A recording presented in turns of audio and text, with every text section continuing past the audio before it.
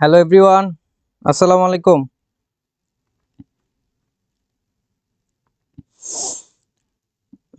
আসসালামু আলাইকুম, আশা করি সবাই ভালো আছেন। আজকে হচ্ছে মেইনলি আমরা অর্থনীতি নিয়ে পড়াশোনা করব। খুবই ইম্পর্টেন্ট একটা সাবজেক্ট।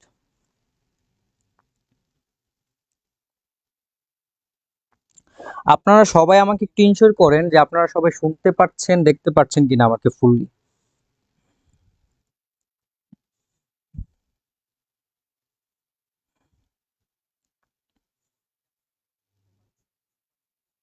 এবং আপনাদের সবার ফ্রেন্ডদেরকে মেনশন করে দেন যে ক্লাসটা করতে, সবার জন্য এটা ইম্পর্টেন্ট হবে, যে কোনো ব্যাচ হতে পারে। আমরা একটু পরে শুরু করছি, সবাইকে আসার জন্য 3-4 মিনিট সময় দিই।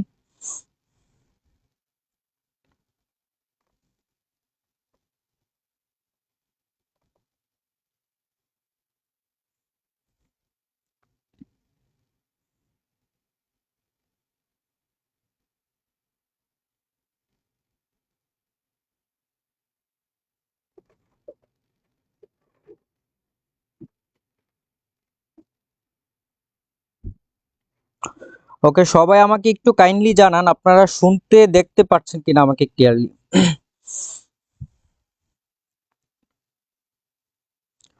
ওকে, সবাই আশা করি শুনতে এবং দেখতে পাচ্ছেন। ওয়ালাইকুম আসসালাম, সবাই অনেকেই সালাম দিচ্ছেন। সবার সালামের উত্তর নেওয়া তো পসিবল না, বাট একজনের থেকে সবার পক্ষ থেকে নিয়ে নিচ্ছি। ওয়ালাইকুম আসসালাম। আশা করি আপনারা সবাই ভালো আছেন এবং আজকে হচ্ছে মেইনলি আমরা খুবই ইম্পর্টেন্ট একটা সাবজেক্ট নিয়ে কথা বলবো।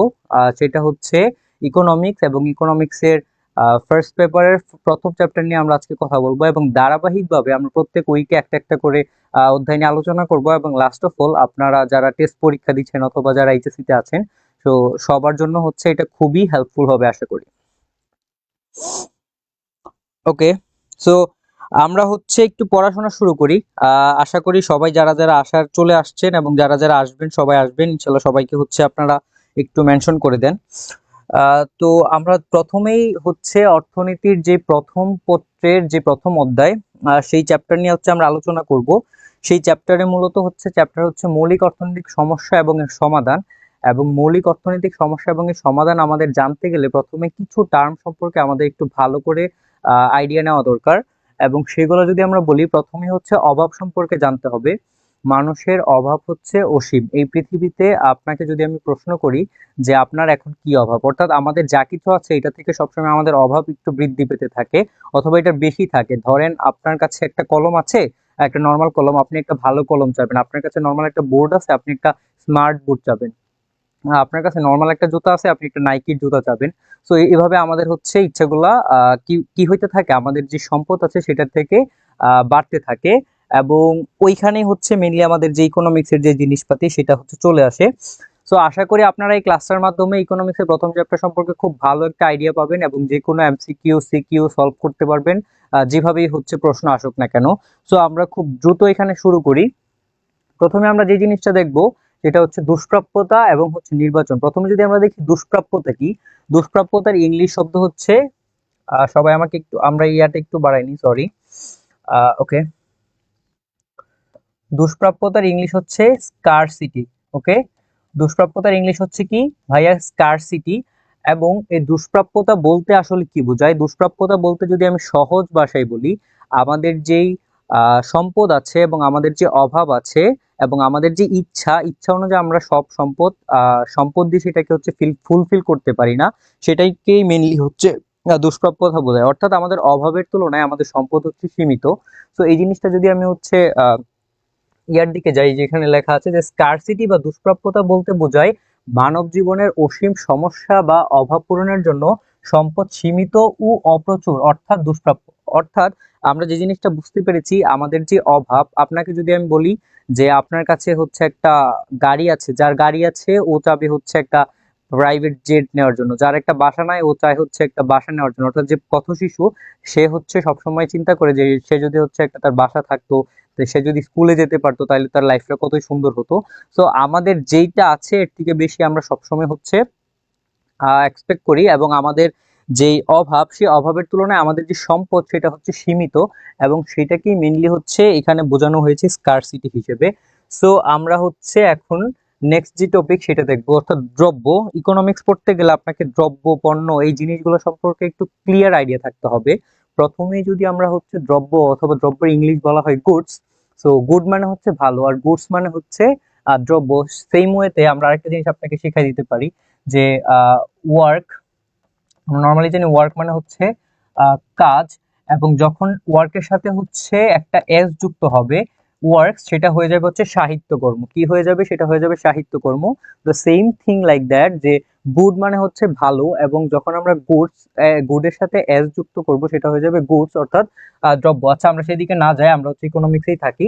দ্রব্য হচ্ছে প্রধানত দুই প্রকার। দ্রব্য কয় প্রকার ভাইয়া, একটু কাইন্ডলি সবাই আমাকে জানাতে পারেন?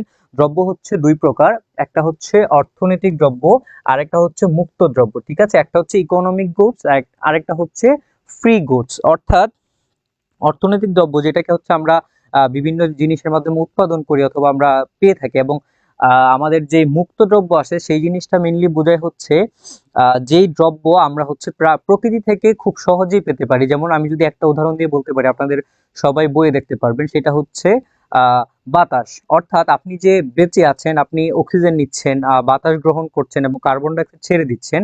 এই বাতাস যে আপনি ভেতরে গ্রহণ করছেন, এই বাতাসটা হচ্ছে আমরা ফ্রিতে পাচ্ছি, কাউকে টাকা দেওয়া লাগতেছে না।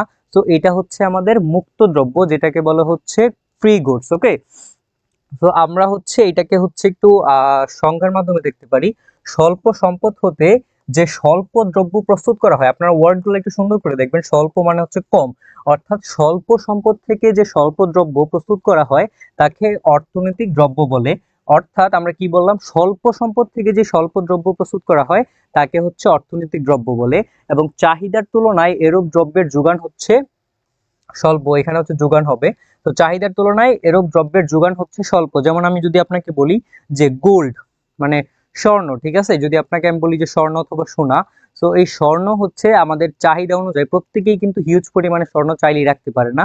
তো এটাকে আমরা একটা ইকোনমিক্যাল গুডস বলতে পারি, অর্থাৎ ইকোনমিক গুড বলতে পারি, কজ এটা হচ্ছে স্বল্প, এবং স্বল্প সম্পদ হতে যে স্বল্প দ্রব্য প্রস্তুত করা হয়, অর্থাৎ স্বল্প, অর্থাৎ গোল্ড হচ্ছে অনেক স্বল্প, এবং স্বল্প থেকে আমরা স্বল্প দ্রব্য প্রস্তুত করেছি, সেজন্য এটাকে আমরা বলতে পারি একটা ইকোনমিক গুডস। ওকে, দেন হচ্ছে আমরা আরো কি বলতে পারি, আহ নিচে যদি একটু দেখি যে যেসব দ্রব্যের যোগান দাম নেই, একটু পরে আমরা বোঝাচ্ছি, অর্থাৎ জিরো প্রাইস, তাকে মুক্ত দ্রব্য বলা হয়। অর্থাৎ একদম ইজি একটা জিনিস, যেসব দ্রব্যের যোগান দাম নেই। যোগান দাম বলতে কি বোঝায়, অর্থাৎ কোনো কিছু যখন আপনি একটা অ্যারেঞ্জ করবেন, অর্থাৎ আপনি একটা দ্রব্য নিতে হলে সেটা বিভিন্ন জায়গা থেকে আসে, যেটা ইকোনমিক্যাল যে দ্রব্যটা হয়। বাট আপনি যে ফ্রি দ্রব্য, অর্থাৎ মুক্ত যে পণ্য, আমি একটু আগেই বলেছিলাম যে বাতাস, আপনি বাতাস চাইলেই হচ্ছে আপনি হচ্ছে আপনার প্রকৃতি থেকে নিতে পারতেছেন। তো এই জিনিসটা হবে হচ্ছে আমাদের মুক্ত দ্রব্য। কিন্তু বর্তমানে বায়ু মুক্ত দ্রব্য নয়, এই জিনিসটা একটু জানা দরকার। বায়ু হচ্ছে বর্তমানে মুক্ত দ্রব্য নয়, এই জিনিসটা এরকম না। কারণ এটা কোন সেন্সে বলা হয়েছে, বায়ুকে হচ্ছে এখন অনেক জায়গায় কিনা লাগে। ঠিক আছে, যেমন সব থেকে ভালো বায়ু যদি বলি, নরওয়ের বায়ু অনেক ভালো, অক্সিজেন সবাই মানুষ এখান থেকে কিনে নিয়ে আসে। তো কারণ অধিকাংশ শহরে বায়ু দূষিত। ঠিক আছে, বায়ু যেহেতু দূষিত, সেজন্য এটা হচ্ছে এখন আমরা একটু একটু সামনে দেখি যে পার্বত্য এলাকায় ও সবুজ অরণ্যে যে বায়ু পাওয়া যায় তা মুক্ত দ্রব্য। এরূপ মুক্ত দ্রব্য যত খুশি শূন্য দামে গ্রহণ করা যায়। তেমনি বৃষ্টির পানিও হচ্ছে একটা মুক্ত দ্রব্য। কি, বৃষ্টির পানিও হচ্ছে একটা মুক্ত দ্রব্য। অর্থাৎ এখানে যে জিনিসটা বলছে যে বায়ু হচ্ছে বর্তমানে মুক্ত দ্রব্য নয়, কেন মুক্ত দ্রব্য, বাট তাও মুক্ত দ্রব্য নয় যখন আপনার এরিয়া বুঝতে হবে। অর্থাৎ পার্বত্য যে অঞ্চলে যেখানে গাছপালা অনেক বেশি, অথবা আপনার প্রত্যন্ত অঞ্চলে অথবা গ্রামে, সেই জায়গায় হচ্ছে আপনার বাতাসটা বেশি, আপনি মুক্তভাবে স্বাধীনভাবে হচ্ছে শ্বাস গ্রহণ করতে পারবেন। ওকে, তার মানে সেটা হচ্ছে আমাদের মুক্ত দ্রব্য বোঝাচ্ছে। আর যেটা হচ্ছে ঢাকায় শহর, আপনারা জানেন যে ঢাকা হচ্ছে ওয়ার্ল্ডের দ্বিতীয় দূষিত শহর। অর্থাৎ, এবং দ্বিতীয় হচ্ছে এবছর ঢাকা বিশ্ববিদ্যালয়ের প্রশ্নটা আসছে যে সব থেকে বড়, অর্থাৎ জনসংখ্যার দিক থেকে দ্বিতীয় বসবাস করে যে জনসংখ্যা। সো ওই জায়গাটা যদি আমরা দেখি, সো এটা দেখতে পারবো, এবং বৃষ্টির যে পানি সেটাও একটা মুক্তদ্রব্য হিসেবে ব্যবহৃত হয়। ওকে, সো আমরা হচ্ছে নেক্সট জিনিসটা দেখি। আশা করি আপনারা সবাই মুক্ত দ্রব্য এবং হচ্ছে আমাদের যে ইকোনমিক অর্থাৎ অর্থনৈতিক দ্রব্য সেটা বুঝতে পেরেছেন। ইকোনমিক্সের প্রথম চ্যাপ্টার সম্পর্কে অর্থাৎ যে ফান্ডামেন্টাল চ্যাপ্টারটা আছে এটা জানতে গেলে আপনাকে একটা জিনিস সম্পর্কে একটু ভালো আইডিয়া থাকতে হবে, সেটা হচ্ছে নির্বাচন কি, সেটা হচ্ছে নির্বাচন অর্থাৎ ইলেকশন। What is election?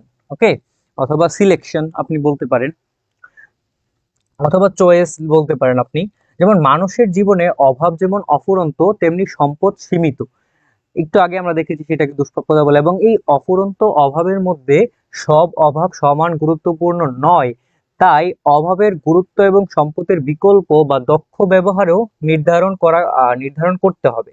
তার মানে এখানে কি বোঝাচ্ছে? এখানে বোঝাচ্ছে যে আমাদের যে অভাব, সেই অভাবের তুলনায় আমাদের সম্পদটা সীমিত। আপনারা সবাই জানেন আমাদের অভাবের তুলনায় সম্পদ সীমিত। আদারওয়াইজ আমরা যেটা চাইতাম সেটাই করতে পারতাম। কিন্তু সেই অফুরন্ত যে অভাব, অর্থাৎ যে অফুরন্ত যে অভাব, সেই অফুরন্ত অভাবের তুলনায় আমাদের কোন সম্পদটা আমাদের জন্য জরুরি সেই জিনিসটা আমাদেরকে নির্বাচন করতে হবে। ধরেন আপনাকে যদি আমি বলি যে আপনার কাছে হচ্ছে আহ 1,000 টাকা আছে, এবং এই 1,000 টাকা 1,000 টাকা দিয়ে আপনি চাইলে একটা সুন্দর রাস্তা দিয়ে যাচ্ছেন, খুব সুন্দর, ধরেন রাস্তা দিয়ে যাচ্ছেন খুব সুন্দর, আপনার একটা ড্রেস পছন্দ হইলো। সো এই ড্রেসটা আপনি চাইলে 1,000 টাকা কিনতে পারবেন, এবং আপনার কাছে এই সপ্তাহে চলার জন্য এই 1,000 টাকাই আছে, অর্থাৎ খাওয়া দাওয়া করে চলার জন্য 1,000 টাকা আছে। তখন আপনার কোন জিনিসটা আপনি বাছাই করবেন? অবভিয়াসলি আপনার বেঁচে থাকা, অর্থাৎ আমাদের যে মৌলিক অধিকারগুলো আছে সেগুলো মোস্ট ইম্পর্টেন্ট। তারপর আমরা মৌলিক অধিকারের পর যেগুলো যাইতে পারি। সো আপনার খাবারটা দরকার, আপনি খাবার না খেলে আপনি বেঁচে থাকতে পারবেন না। সো আপনার আগে খাবারটা কিনতে হবে, খাবারটা খেতে হবে, তারপর আপনি হচ্ছে আপনার এই কাপড় যেটা কেনার সেই অভাব পূরণ করতে পারবেন। সো আপনার এই জায়গায় হচ্ছে নির্বাচনের জিনিসটা চলে আসছে, অর্থাৎ যেটা আপনার জন্য ওই মুমেন্টে দরকার হবে সেই সেই জিনিসটা হচ্ছে আপনার ভালো করে ভাবতে হবে। এবং ওইটা হচ্ছে আমরা এখন দেখব যে নির্বাচন যে জিনিসটা সেটা হচ্ছে যেমন অভাবের গুরুত্ব বা প্রয়োজনীয়তা, অর্থাৎ অভাবের গুরুত্ব এবং প্রয়োজনীয়তা অনুযায়ী হচ্ছে আমাদের দ্রব্যটা বাছাই করতে হবে, আমরা এই মাত্রই বললাম। এবং সম্পদের উত্তম বা দক্ষ ব্যবহার, ঠিক আছে? যেমন আপনার কাছে 1,000 টাকা আছে, আপনি হচ্ছে অভাব আপনার বেশি কোনটা? আপনার বেশি অভাব হচ্ছে খাদ্য। তারপর হচ্ছে আপনি যেহেতু কাপড় আছে, চাইলে আপনি অন্য একটা কাপড় দিয়ে চালাইতে পারবেন, বাট আপনি খাবার না খেলে মারা যাবেন। সো আপনার হচ্ছে খাবারটা মোস্ট ইম্পর্টেন্ট। সো এই যে সম্পদের উত্তম এবং দক্ষ ব্যবহার করতে হবে, এবং অভাবের গুরুত্ব বা প্রয়োজনীয়তা হচ্ছে আপনার বুঝতে হবে। ওকে, আপনারা বুঝতে পারছেন কিনা আমাকে একটু ভালো করে জানেন, কারো কোনো প্রশ্ন থাকলে সেটা আমাকে জানেন।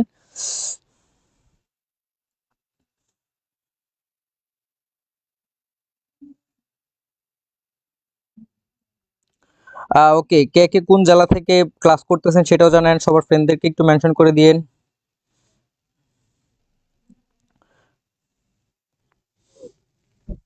ওকে, সো আমরা হচ্ছে যে জিনিসটা এখন দেখবো সেটা হচ্ছে মৌলিক অর্থনৈতিক সমস্যা, অর্থাৎ আমাদের যে অর্থনীতির সমস্যা আছে, মৌলিক যে সমস্যাগুলো আছে সেগুলো নিয়ে এখন আমরা এই স্লাইডে আলোচনা করব। সো আই হোপ আপনারা এই জিনিসটা ক্যাচ আপ করতে পারবেন, যেহেতু আপনারা অনেকদিন ধরে পড়ে আসছেন।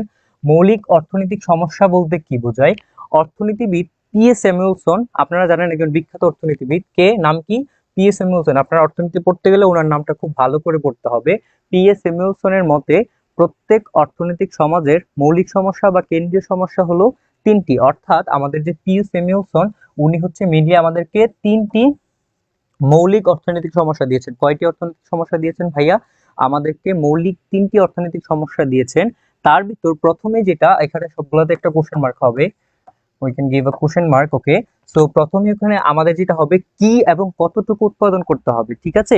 দ্বিতীয় যে প্রশ্নটা, দ্বিতীয় যে সমস্যাটা সেটা হচ্ছে কি উপায় উৎপাদন করা হবে, এন্ড থার্ড নাম্বার যেটা আসে সেটা হচ্ছে কার জন্য উৎপাদন করা হবে।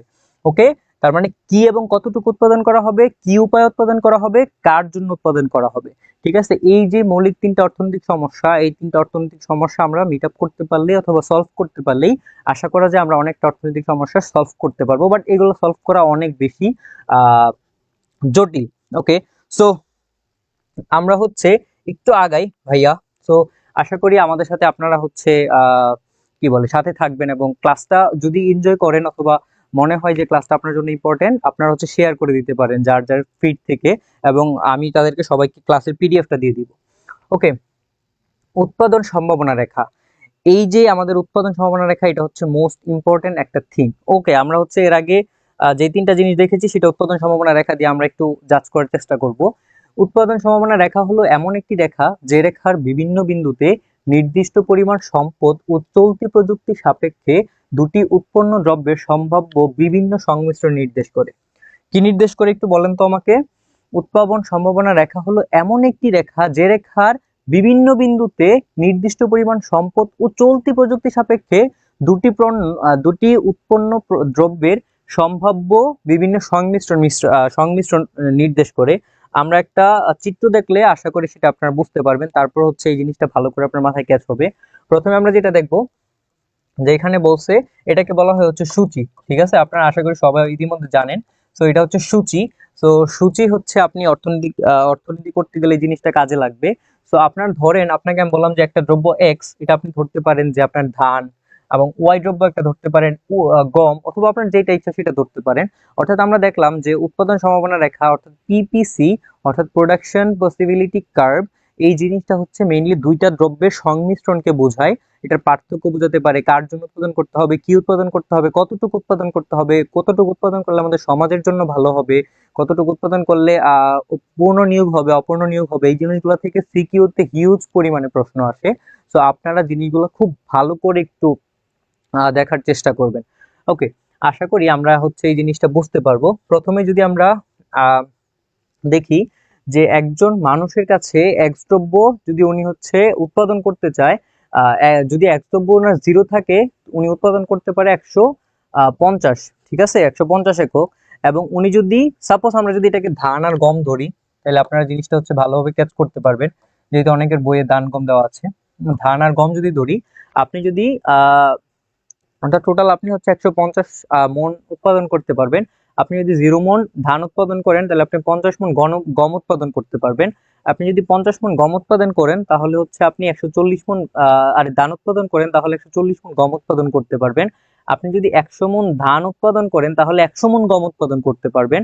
আপনি যদি 150 মন ধান উৎপাদন করেন শুধু 50 মন গম উৎপাদন করতে পারবেন। এন্ড লাস্ট এন্ড লিস্ট 150 মন ধান উৎপাদন করলে আপনার 0 মন গম উৎপাদন করতে পারবেন। ওকে, সো এই জিনিসটা আমরা চিত্রের মাধ্যমে কিভাবে দেখাবো? প্রথমে যদি হচ্ছে আমরা বলি এইভাবে আমরা ধরে নিতে পারি যে এটা হচ্ছে 0, এটা হচ্ছে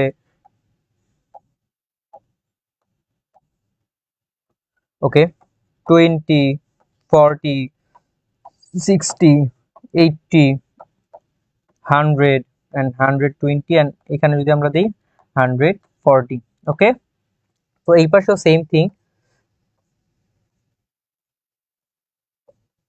ওকে, এখানে আমরা হচ্ছে 20 রাখতে পারি, 40, 60, 80, 100, 120 and 140, and লাস্ট থিং এখানে হচ্ছে 115 আমরা ধরতে পারি, যেহেতু আমাদের 150 এখানে আছে।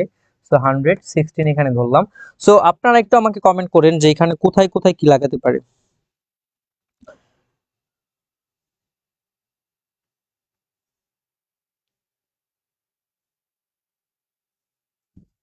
ওকে, অনেকে বিভিন্ন জায়গা থেকে হচ্ছে ক্লাস করতেছে, সবাইকে স্বাগতম। ওকে, প্রথমে যদি আমরা দেখি যেখানে হচ্ছে 0 মন ধান উৎপাদন করতে পারে অর্থাৎ এক দ্রব্য উৎপাদন করতে পারে, সেটা হচ্ছে তখন গম উৎপাদন করতে পারে কত? গম উৎপাদন যদি আমরা এদিকে হচ্ছে ধানটাকে ধরি, এক দ্রব্য ধরি, তাহলে এদিকে হচ্ছে আমাদের ওয়াই দ্রব্য হবে, ঠিক আছে? তাহলে হচ্ছে আমরা যদি 0 মন গম উৎপাদন আর ধান উৎপাদন করি, তাহলে আমাদের গম উৎপাদন হয় হচ্ছে 150 মন। তাহলে 150 হচ্ছে আমরা এখানে দিতে পারি, এখানে একটা আমরা বিন্দু অ্যাড করতে পারি। দেন সেকেন্ড হচ্ছে যদি 50 মন ধান উৎপাদন করা হয়, অর্থাৎ 50 যদি আমরা ধরি এই যে 40 এবং 60 এর মাঝামাঝি, তাইলে আমাদের গম উৎপাদন কতটুকু হয় সেটা হয় হচ্ছে 140।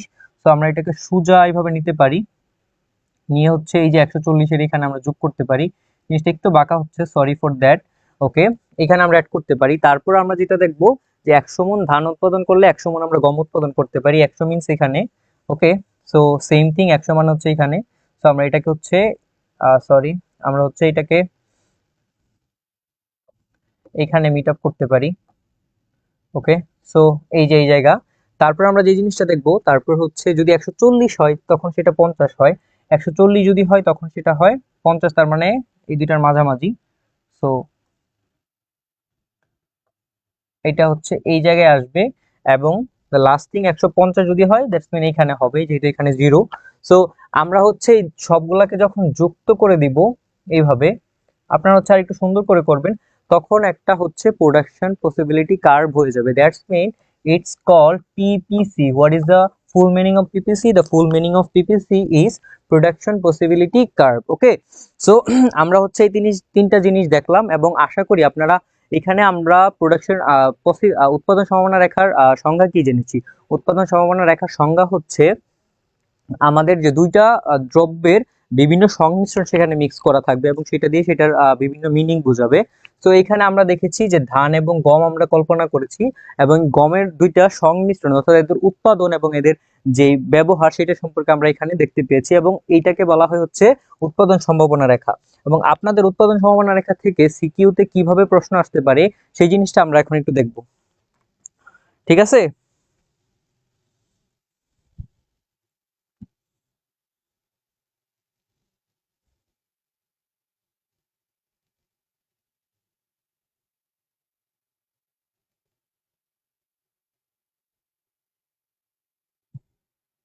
আচ্ছা, একজন প্রশ্ন করেছে, স্যার কমেন্টে ছবি তোলার অপশন এর দাবি জানাচ্ছি।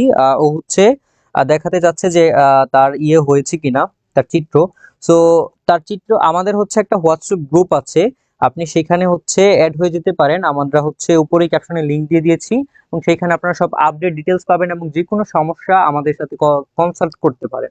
ওকে, সবাই একটু মনোযোগ দিয়ে ক্লাসটা করি। বাচ্চা কাচ্চারা সবাই একটু মনোযোগ দিই, একটু মনোযোগ দিয়ে ক্লাস করি বাচ্চা কাচ্চারা, ঠিক আছে? ওকে, উৎপাদন সম্ভাবনা রেখা অঙ্কন, ঠিক আছে? আমরা মাত্রই দেখলাম কিভাবে অঙ্কন করতে হয়। এখানে হচ্ছে মেইনলি এখন আঁকা হয়েছে একটা জিনিস, আমরা আগে যে জিনিসটা দেখেছি সেটাই হচ্ছে এখানে আঁকা হয়েছে।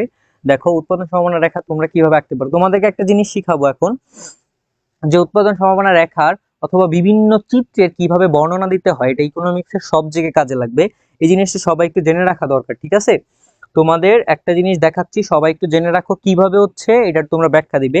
আমরা যদি আগের স্লাইডটাই দেখি, এখানে আমরা দেখতে পাচ্ছি যে কতগুলা জিনিস হচ্ছে এখানে আঁকা, অর্থাৎ একটা প্রোডাকশন পসিবিলিটি কার্ভ আঁকা, এবং এখানে হচ্ছে তোমার যে দ্রব্যের পরিমাণ এবং এক্স দ্রব্যের পরিমাণ, ঠিক আছে? দুইটা দ্রব্যের পরিমাণ দেওয়া আছে, আমরা মাত্রই দেখেছি জিনিসটা।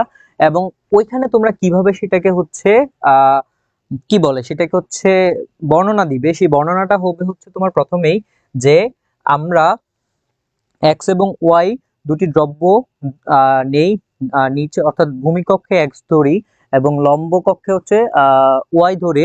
অর্থাৎ যদি দ্রব্যর নাম দেওয়া থাকে তাহলে দ্রব্যটা বলবা, বলার পর বলবা আমরা সূচিতে দেখতে পাই যে যখন এক্স দ্রব্য 0 থাকে ওয়াই দ্রব্য হয় তখন হচ্ছে 150 একক, এবং এই উভয় হচ্ছে এ বিন্দুতে ছেদ করে।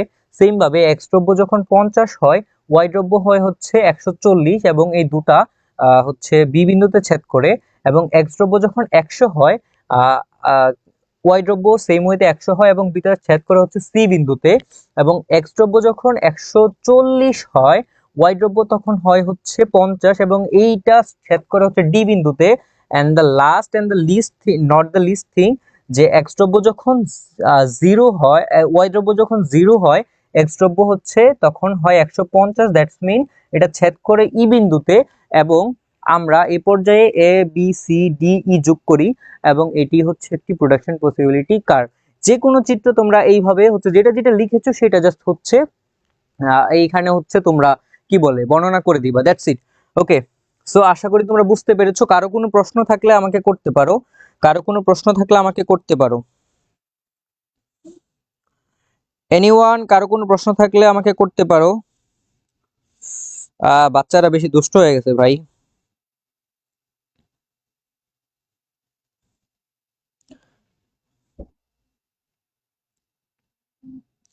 ওকে, সবাই হচ্ছে কমেন্টে মনোযোগ না দিয়ে একটু ক্লাস করি।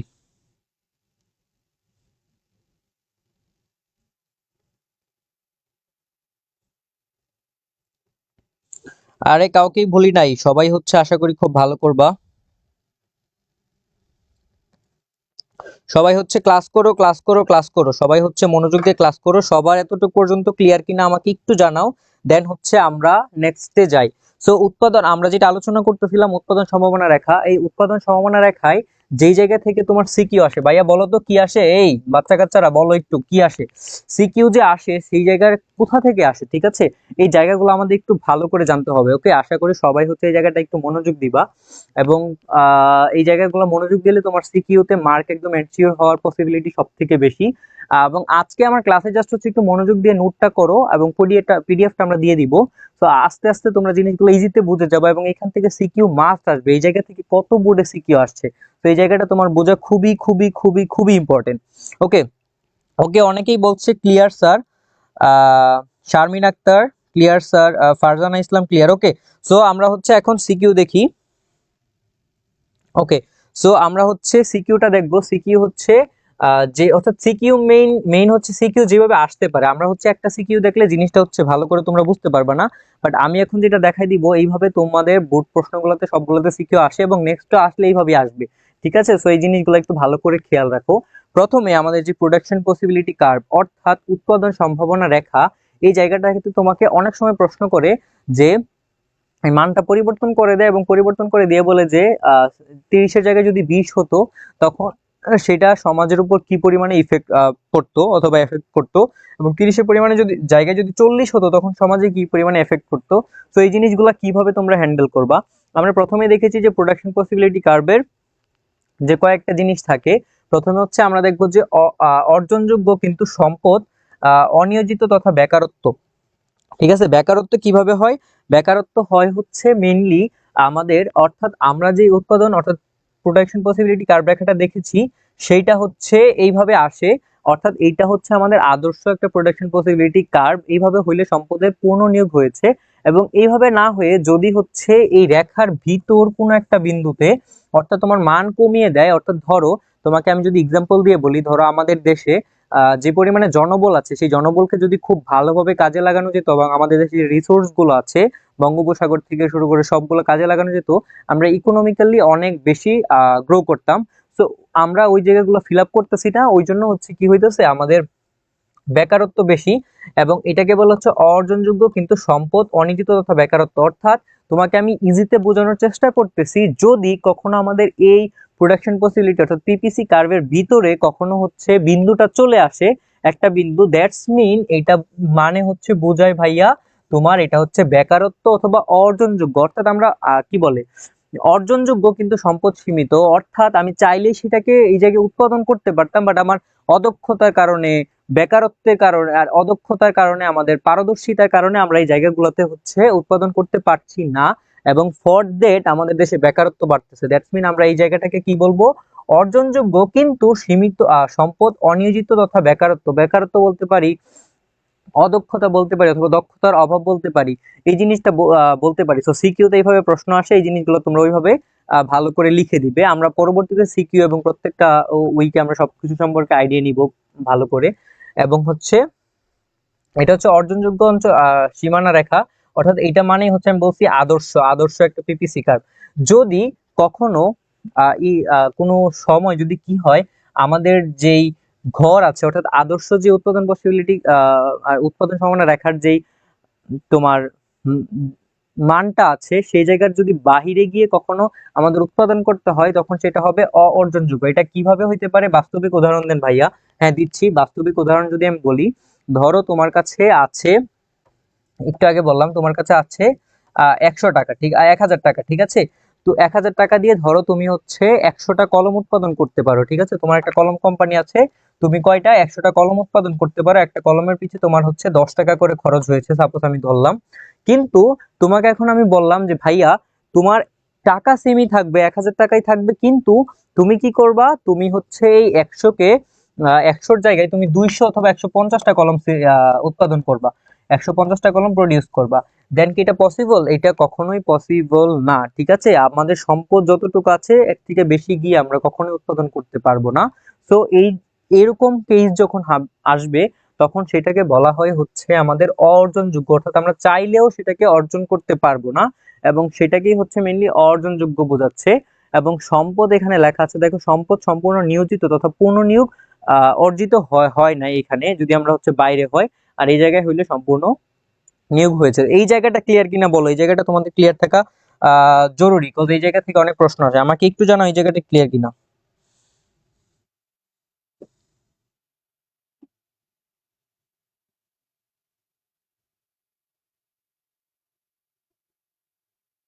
হ্যাঁ হ্যাঁ, নোট তোমরা পরে করো, আপাতত ক্লাসটা মনোযোগ দিয়ে দেখো, তোমাদের নোটও করা লাগবে না, ভালো করে ক্লাস এমনিতেই তোমরা হচ্ছে বুঝে যাবা।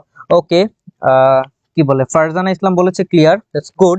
ওকে, তোমাদের কারো কোনো প্রশ্ন থাকলে আমাকে জানায়ও, আমরা হচ্ছে প্রশ্ন নিব। তারপরে আমরা একটু আগাই।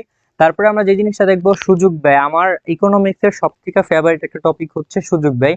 এই টপিকটা আমার অনেক বেশি ইম্পর্টেন্ট এবং এটার সাথে তোমাদের হোল লাইফটা জড়িয়ে আছে, আমাদের লাইফটাকে এই জিনিসটা দিয়ে বর্ণনা করা যায়, ঠিক আছে। সুযোগ ব্যয়, what is called or that is called opportunity cost. Okay, opportunity cost, ঠিক আছে।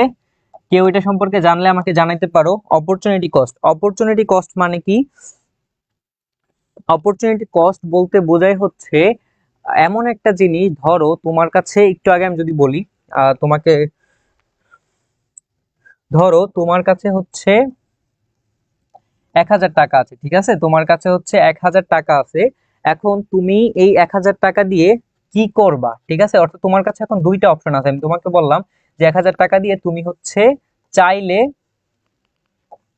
তোমার জিএফ অথবা বিএফ এর সাথে দেখা করতে পারো, এবং তুমি চাইলে হচ্ছে 1000 টাকা দিয়ে ইডুকেটাম স্কুলের একটা কোর্স কিনে তোমার এইচএসসি তে হচ্ছে তুমি এ প্লাস পাইতে পারো, ঠিক আছে। জিপিএ 5 পাইতে পারো, কি করতে পারো, জিপিএ 5 পাইতে পারো 1000 টাকা দিয়ে তুমি যদি কিনে পড়াশোনা করো। তো তুমি এখন মানে তোমার এখন কোনটা করা দরকার, ঠিক আছে, তোমার টাইম অনুযায়ী তুমি কোনটা গ্রহণ করবে। তোমার যদি মনে হয় যে না আমার এই মুহূর্তে এইটা বেশি ইম্পর্টেন্ট, তুমি এটা নিতে পারো, তোমার জিএফবিএফ কে তুমি হচ্ছে 1000 টাকা দিয়ে একটা ডেট করতে পারো। আর তোমার যদি মনে হয় যে না আমার জিপিএ 5 দরকার, যেটা করলে আমার লাইফে উন্নতি হবে, তখন তুমি এটা চুজ করতে পারো। অর্থাৎ আমি এইটাই বোঝানোর চেষ্টা করতেছি, তোমার কাছে একটা সম্পদ অথবা একটা জিনিস আছে অথবা দুটি অপশন আছে, এই দুইটা অপশন থেকে তুমি যখন একটা অপশন গ্রহণ করবে, অর্থাৎ সর্বোচ্চ উত্তম যে অপশনটা, সেই সব দিক থেকে পারিপার্শ্বিকতা চিন্তা করে সব থেকে উত্তম যে অপশনটা, সেটা যখন তুমি গ্রহণ করবা তোমার আরেকটা অপশন ছেড়ে দিতে হবে। ওকে, এখন জিনিসটা এটা বলতে পারো না যে ভাইয়া তাহলে আমি 500 টাকা জিএফবিএফ এর সাথে দেখা করলাম আর 500 টাকা দিয়ে কোর্স কিনলাম, never ever, it's not like that. Okay, so তোমার হচ্ছে 500 টাকা দিয়ে তুমি কিনতে পারবা না, তুমি হচ্ছে 1000 টাকাই হয় 1000 টাকা দিয়ে কোর্স কিনবা, আদারওয়াইজ তোমার এটা চুজ করতে হবে, মানে ঘুরতে যাওয়া। সো তুমি কোনটাকে হচ্ছে গ্রহণ করবা, it's depends on you. But সুযোগ ব্যয় যে ধারণাটা যেটা তোমাকে বলে যে তোমার সর্বোত্তম যেই সুযোগটা তোমার কাছে আছে, সেই সুযোগটা গ্রহণ করার ফলে যে এই যে তোমার জিএফবিএফ ঘোরা যেই যে সুযোগটা তুমি অফ করে দিছো অথবা এই সুযোগটাকে তুমি ছেড়ে দিছো, এই ছেড়ে দেওয়া সুযোগটাই হচ্ছে তোমার সুযোগ ব্যয়। ভাইয়া বুঝতে পেরেছো কিনা জিনিসটা বলো, এই জিনিসটা খুবই ইম্পর্টেন্ট, তোমার লাইফে প্রত্যেকটা জায়গায় এটা ইম্পর্টেন্ট, তোমার লাইফে প্রত্যেকটা জায়গা তুমি সুযোগ ব্যয় দিয়ে সলভ করতে পারবা। ওকে, আর্টস ইকোনমিক্স এই সাবজেক্টগুলো বোরিং না তুমি যদি ভালো করে পড়তে পারো। ওকে, সো পড়তে হবে ভালো করে, ঠিক আছে। সো তুমি হচ্ছে জিপিএ 5 যদি পাইতে চাও তাহলে হচ্ছে ধরো কোর্স কিনলা, আদারওয়াইজ তুমি যেটা ছেড়ে দিলা, অর্থাৎ তুমি দুইটা সুযোগের থেকে উত্তম সুযোগটা গ্রহণ করে অপর অনুত্তম যে সুযোগটা তুমি ছেড়ে দিয়েছো, সেটাকেই বলা হয় সুযোগ ব্যয়। অল ক্লিয়ার কিনা বলো।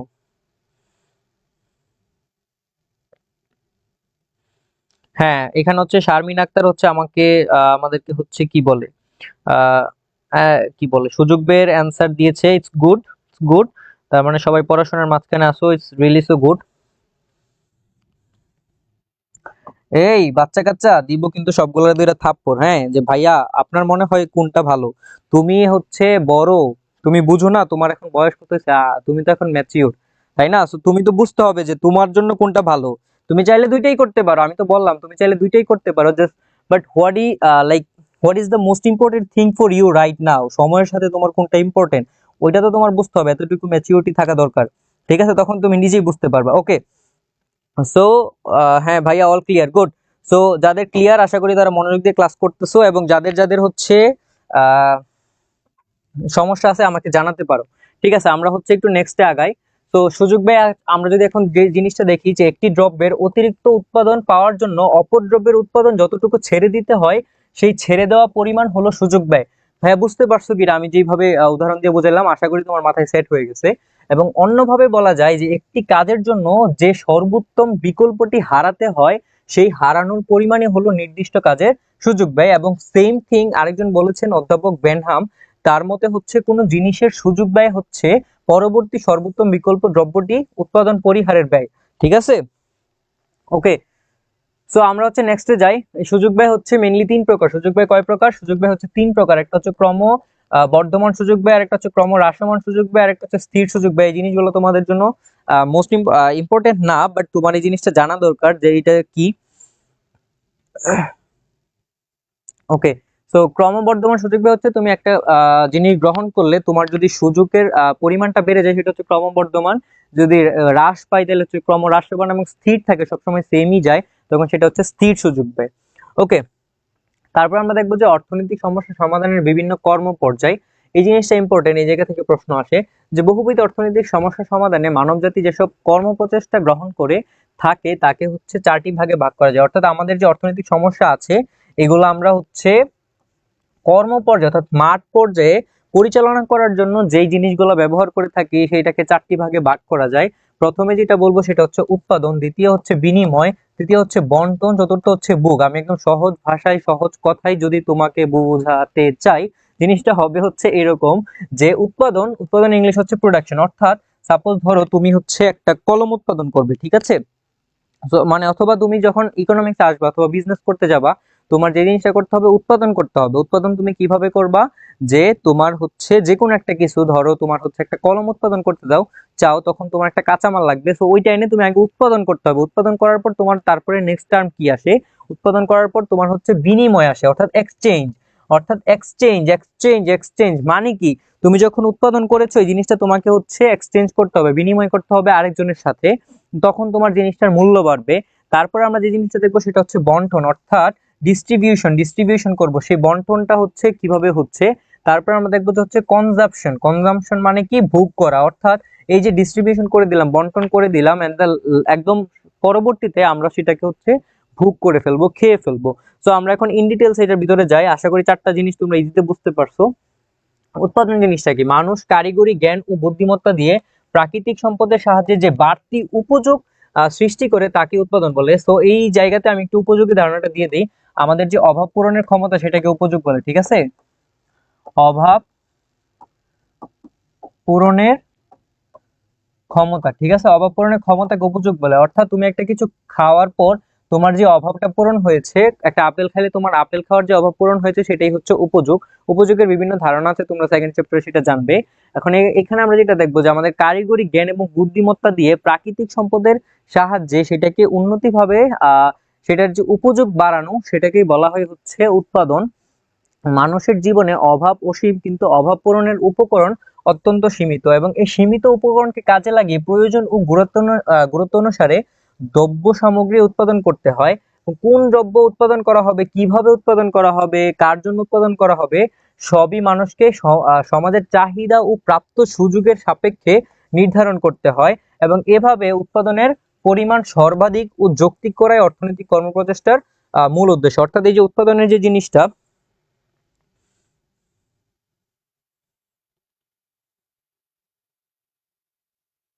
আচ্ছা বুঝাচ্ছি।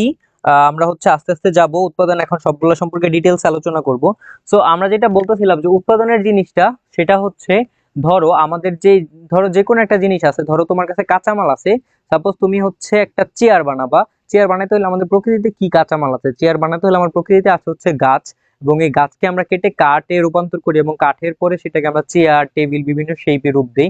সো উৎপাদন করতে হলে আমাকে কি করতে হবে? প্রকৃতিতে যে জিনিসগুলো আছে সেগুলোকে ব্যবহার করে আমার উপযোগ বাড়াতে হবে, অর্থাৎ আমার অভাব পূরণের ক্ষমতাটা বাড়াতে হবে। এবং ক্ষমতা বাড়ালে তখন কি হবে? সেটা উৎপাদন হিসেবে গণ্য হবে। এবং আমরা জানি যে মানুষের অভাব হচ্ছে অসীম, এবং এই অসীম অভাবের কারণে হচ্ছে সম্পদ স্বল্প, এবং সেই সম্পদ স্বল্প হওয়ার কারণে আমাদের কিছু জিনিসে আমরা ঝামেলা পড়তে হয়। এবং সেই জন্য যখন আমরা কিছু উৎপাদন করতে যাব, কি উৎপাদন করব, কার জন্য উৎপাদন করব, কিভাবে উৎপাদন করব, সেই জিনিসগুলা একটু ভালো করে কাজে লাগিয়ে বুদ্ধিমত্তা খাটিয়ে প্রকৃতির উপাদান ব্যবহার করে যখন আমরা জিনিসটাকে উৎপাদনের রূপ দিব, এবং তখন সেটা সমাজের মানুষের কাজে আসবে, তখনই সেটা উৎপাদন হিসেবে গণ্য হবে, এবং সর্বাধিক যৌক্তিকভাবে আমরা সেটা ব্যবহার করতে পারবো। আশা করি সবাই বুঝতে পেরেছো। আর না বুঝতে পারলে আমাকে প্রশ্ন করে আমি বুঝাই দিব না।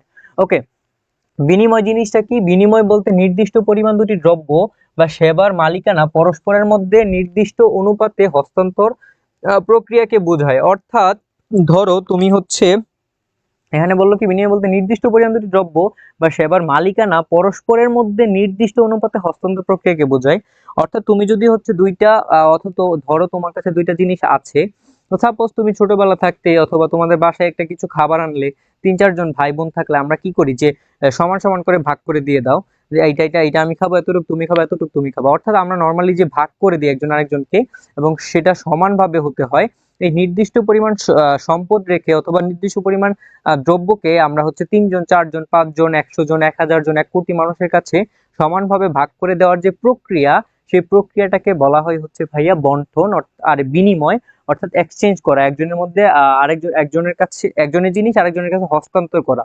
ঠিক আছে, এই যে ভাগ করে দিয়েছো, ভাগ করার পর একজনের জিনিস আরেকজনের কাছে দিয়ে দেওয়া, হস্তান্তর করাকে বলা হয় হচ্ছে বিনিময়। এবং পৃথিবীতে স্বনির্ভর অঞ্চল বা পরিবার অথবা দেশ খুঁজে পাওয়া যাবে না, কিন্তু মানুষের প্রয়োজনের পরিধি দিন দিন বৃদ্ধি পাচ্ছে, এজন্য বিনিময়ের প্রয়োজন। সো উৎপাদন ব্যবস্থায় বিশেষীকরণের ফলে পৃথিবীর বিভিন্ন দেশ বা অঞ্চল কম ব্যয়ের মাধ্যমে উন্নত মানের পণ্যদ্রব্য অধিক উৎপাদন করতে পারে। সেখানে যে উদ্বৃত্ত সৃষ্টি হয় তা পরবর্তীতে অন্য অঞ্চল বিনিময় করে তুলনামূলক অসুবিধার কারণে যে পণ্যদ্রব্য উৎপাদন করে সে করতে পারেনি। অর্থাৎ বলতে বোঝাচ্ছি যে ধরো আমাদের দেশে তেল উৎপাদন, তেলের খনি আছে, অন্য দেশে এটা উৎপাদন ভালো হয়, এই দেশে এটা উৎপাদন ভালো হয়। অথবা আমরা যে দেশ আমরা বিভিন্ন দেশের বাইরে থেকে বিভিন্ন জিনিস আমদানি করি, কেন করি এবং কিভাবে আমরা করি, অর্থাৎ আমরা একটা দেশের সাথে আরেকটা দেশের বিনিময় করি। ধরি আমরা যদি হচ্ছে চাল উৎপাদন বেশি করি, আমরা চাল দেশের বাইরে হচ্ছে রপ্তানি করতে পারি। এবং অন্য দেশে হচ্ছে তোমার আটা মানে অথবা গম উৎপাদন বেশি হয়, যেহেতু মানুষের চলতে গেলে গমের প্রয়োজন হয়, আমরা রুটি খাই, আটা খাই। তো ওই জায়গা থেকে আমরা কি করি, অন্য দেশ থেকে আটা নিয়ে আসি, অর্থাৎ আমরা আমদানি করি। এবং আমাদের যে অতিরিক্ত যেই চাল অথবা ধান, এটা আমরা রপ্তানি করে হচ্ছে বিদেশি মুদ্রা কামাই এবং বিদেশি মুদ্রার মাধ্যমে আমরা হচ্ছে আটা নিয়ে আসি আমদানি করে। অর্থাৎ এইভাবে আমাদের যে এক্সচেঞ্জটা হয়, একজনের সাথে আরেকজনের বিনিময় হয়, একজনকে আরেকজন আমরা একটা দিয়ে আমাদের দৈনন্দিন লাইফটা ত্বরান্বিত করি, সেটাকেই বলা হয় হচ্ছে বিনিময় প্রক্রিয়া। আশা করি সবাই বুঝতে পেরেছো। নেক্সটে হচ্ছে আমরা আলোচনা করব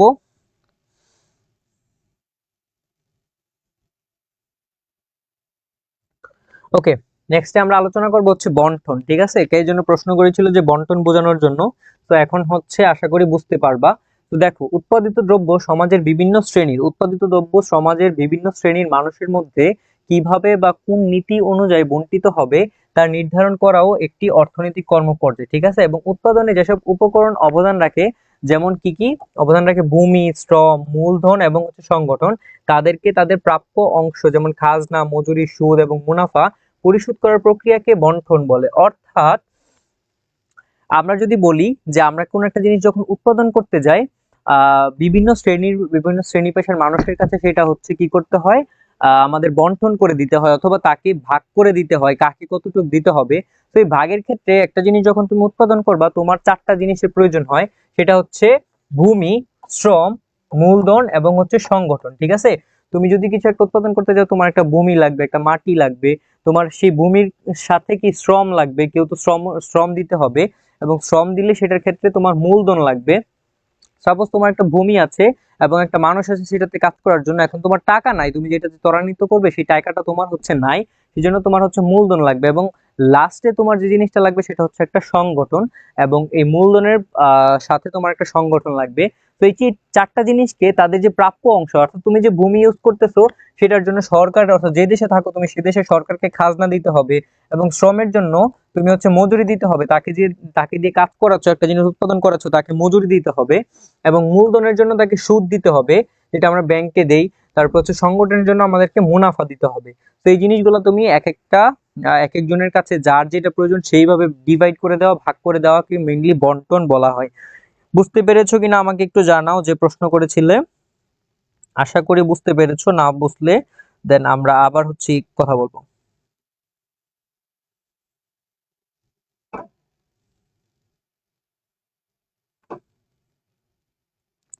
বুঝতে পেরেছো না, একটু জানাও তো আমাকে কাইন্ডলি। ওকে, সো আমরা একটু নেক্সটে যাই। নেক্সটে যে জিনিসটা দেখবো ভোগ। ঠিক আছে, যদি বুঝতে না পারো আমাকে কোশ্চেন করো, আই উইল রিপিট দ্যাট। আর আদারওয়াইজ আমরা হচ্ছে নেক্সটে আগাই, সেটা হচ্ছে দেখবো আমরা ভোগ।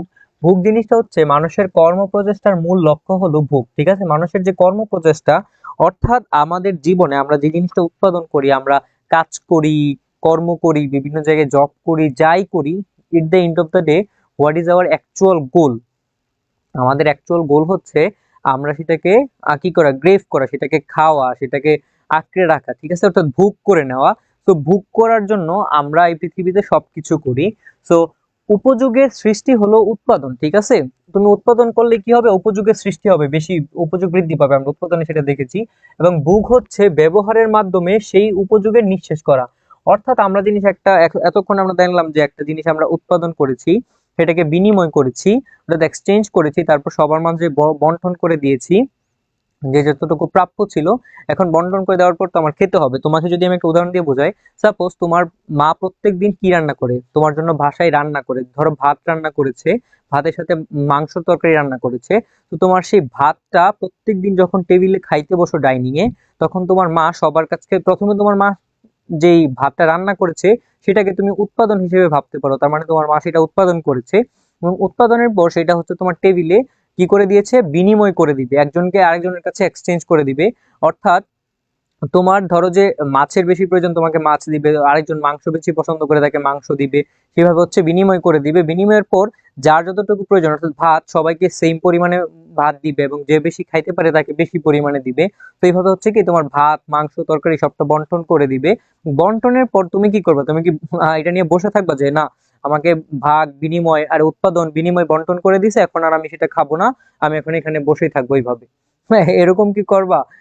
এরকম করব না। আমরা আমরা কি করব, সেটাকে খেয়ে ফেলবো, ঠিক আছে? তো এই যে এইটাই হচ্ছে ভোগ, যে আমরা সেটাকে খেয়ে ফেললাম, এবং খেয়ে সেটার যে উপযোগ ছিল সেটা আমরা মিটাই ফেললাম, এবং আমরা সর্বাধিক তৃপ্তি লাভ করলাম। আশা করি তোমরা ভোগ জিনিসটা বুঝতে পেরেছো, ঠিক আছে? ওকে, আমরা হচ্ছে একটু নেক্সটে আগাই।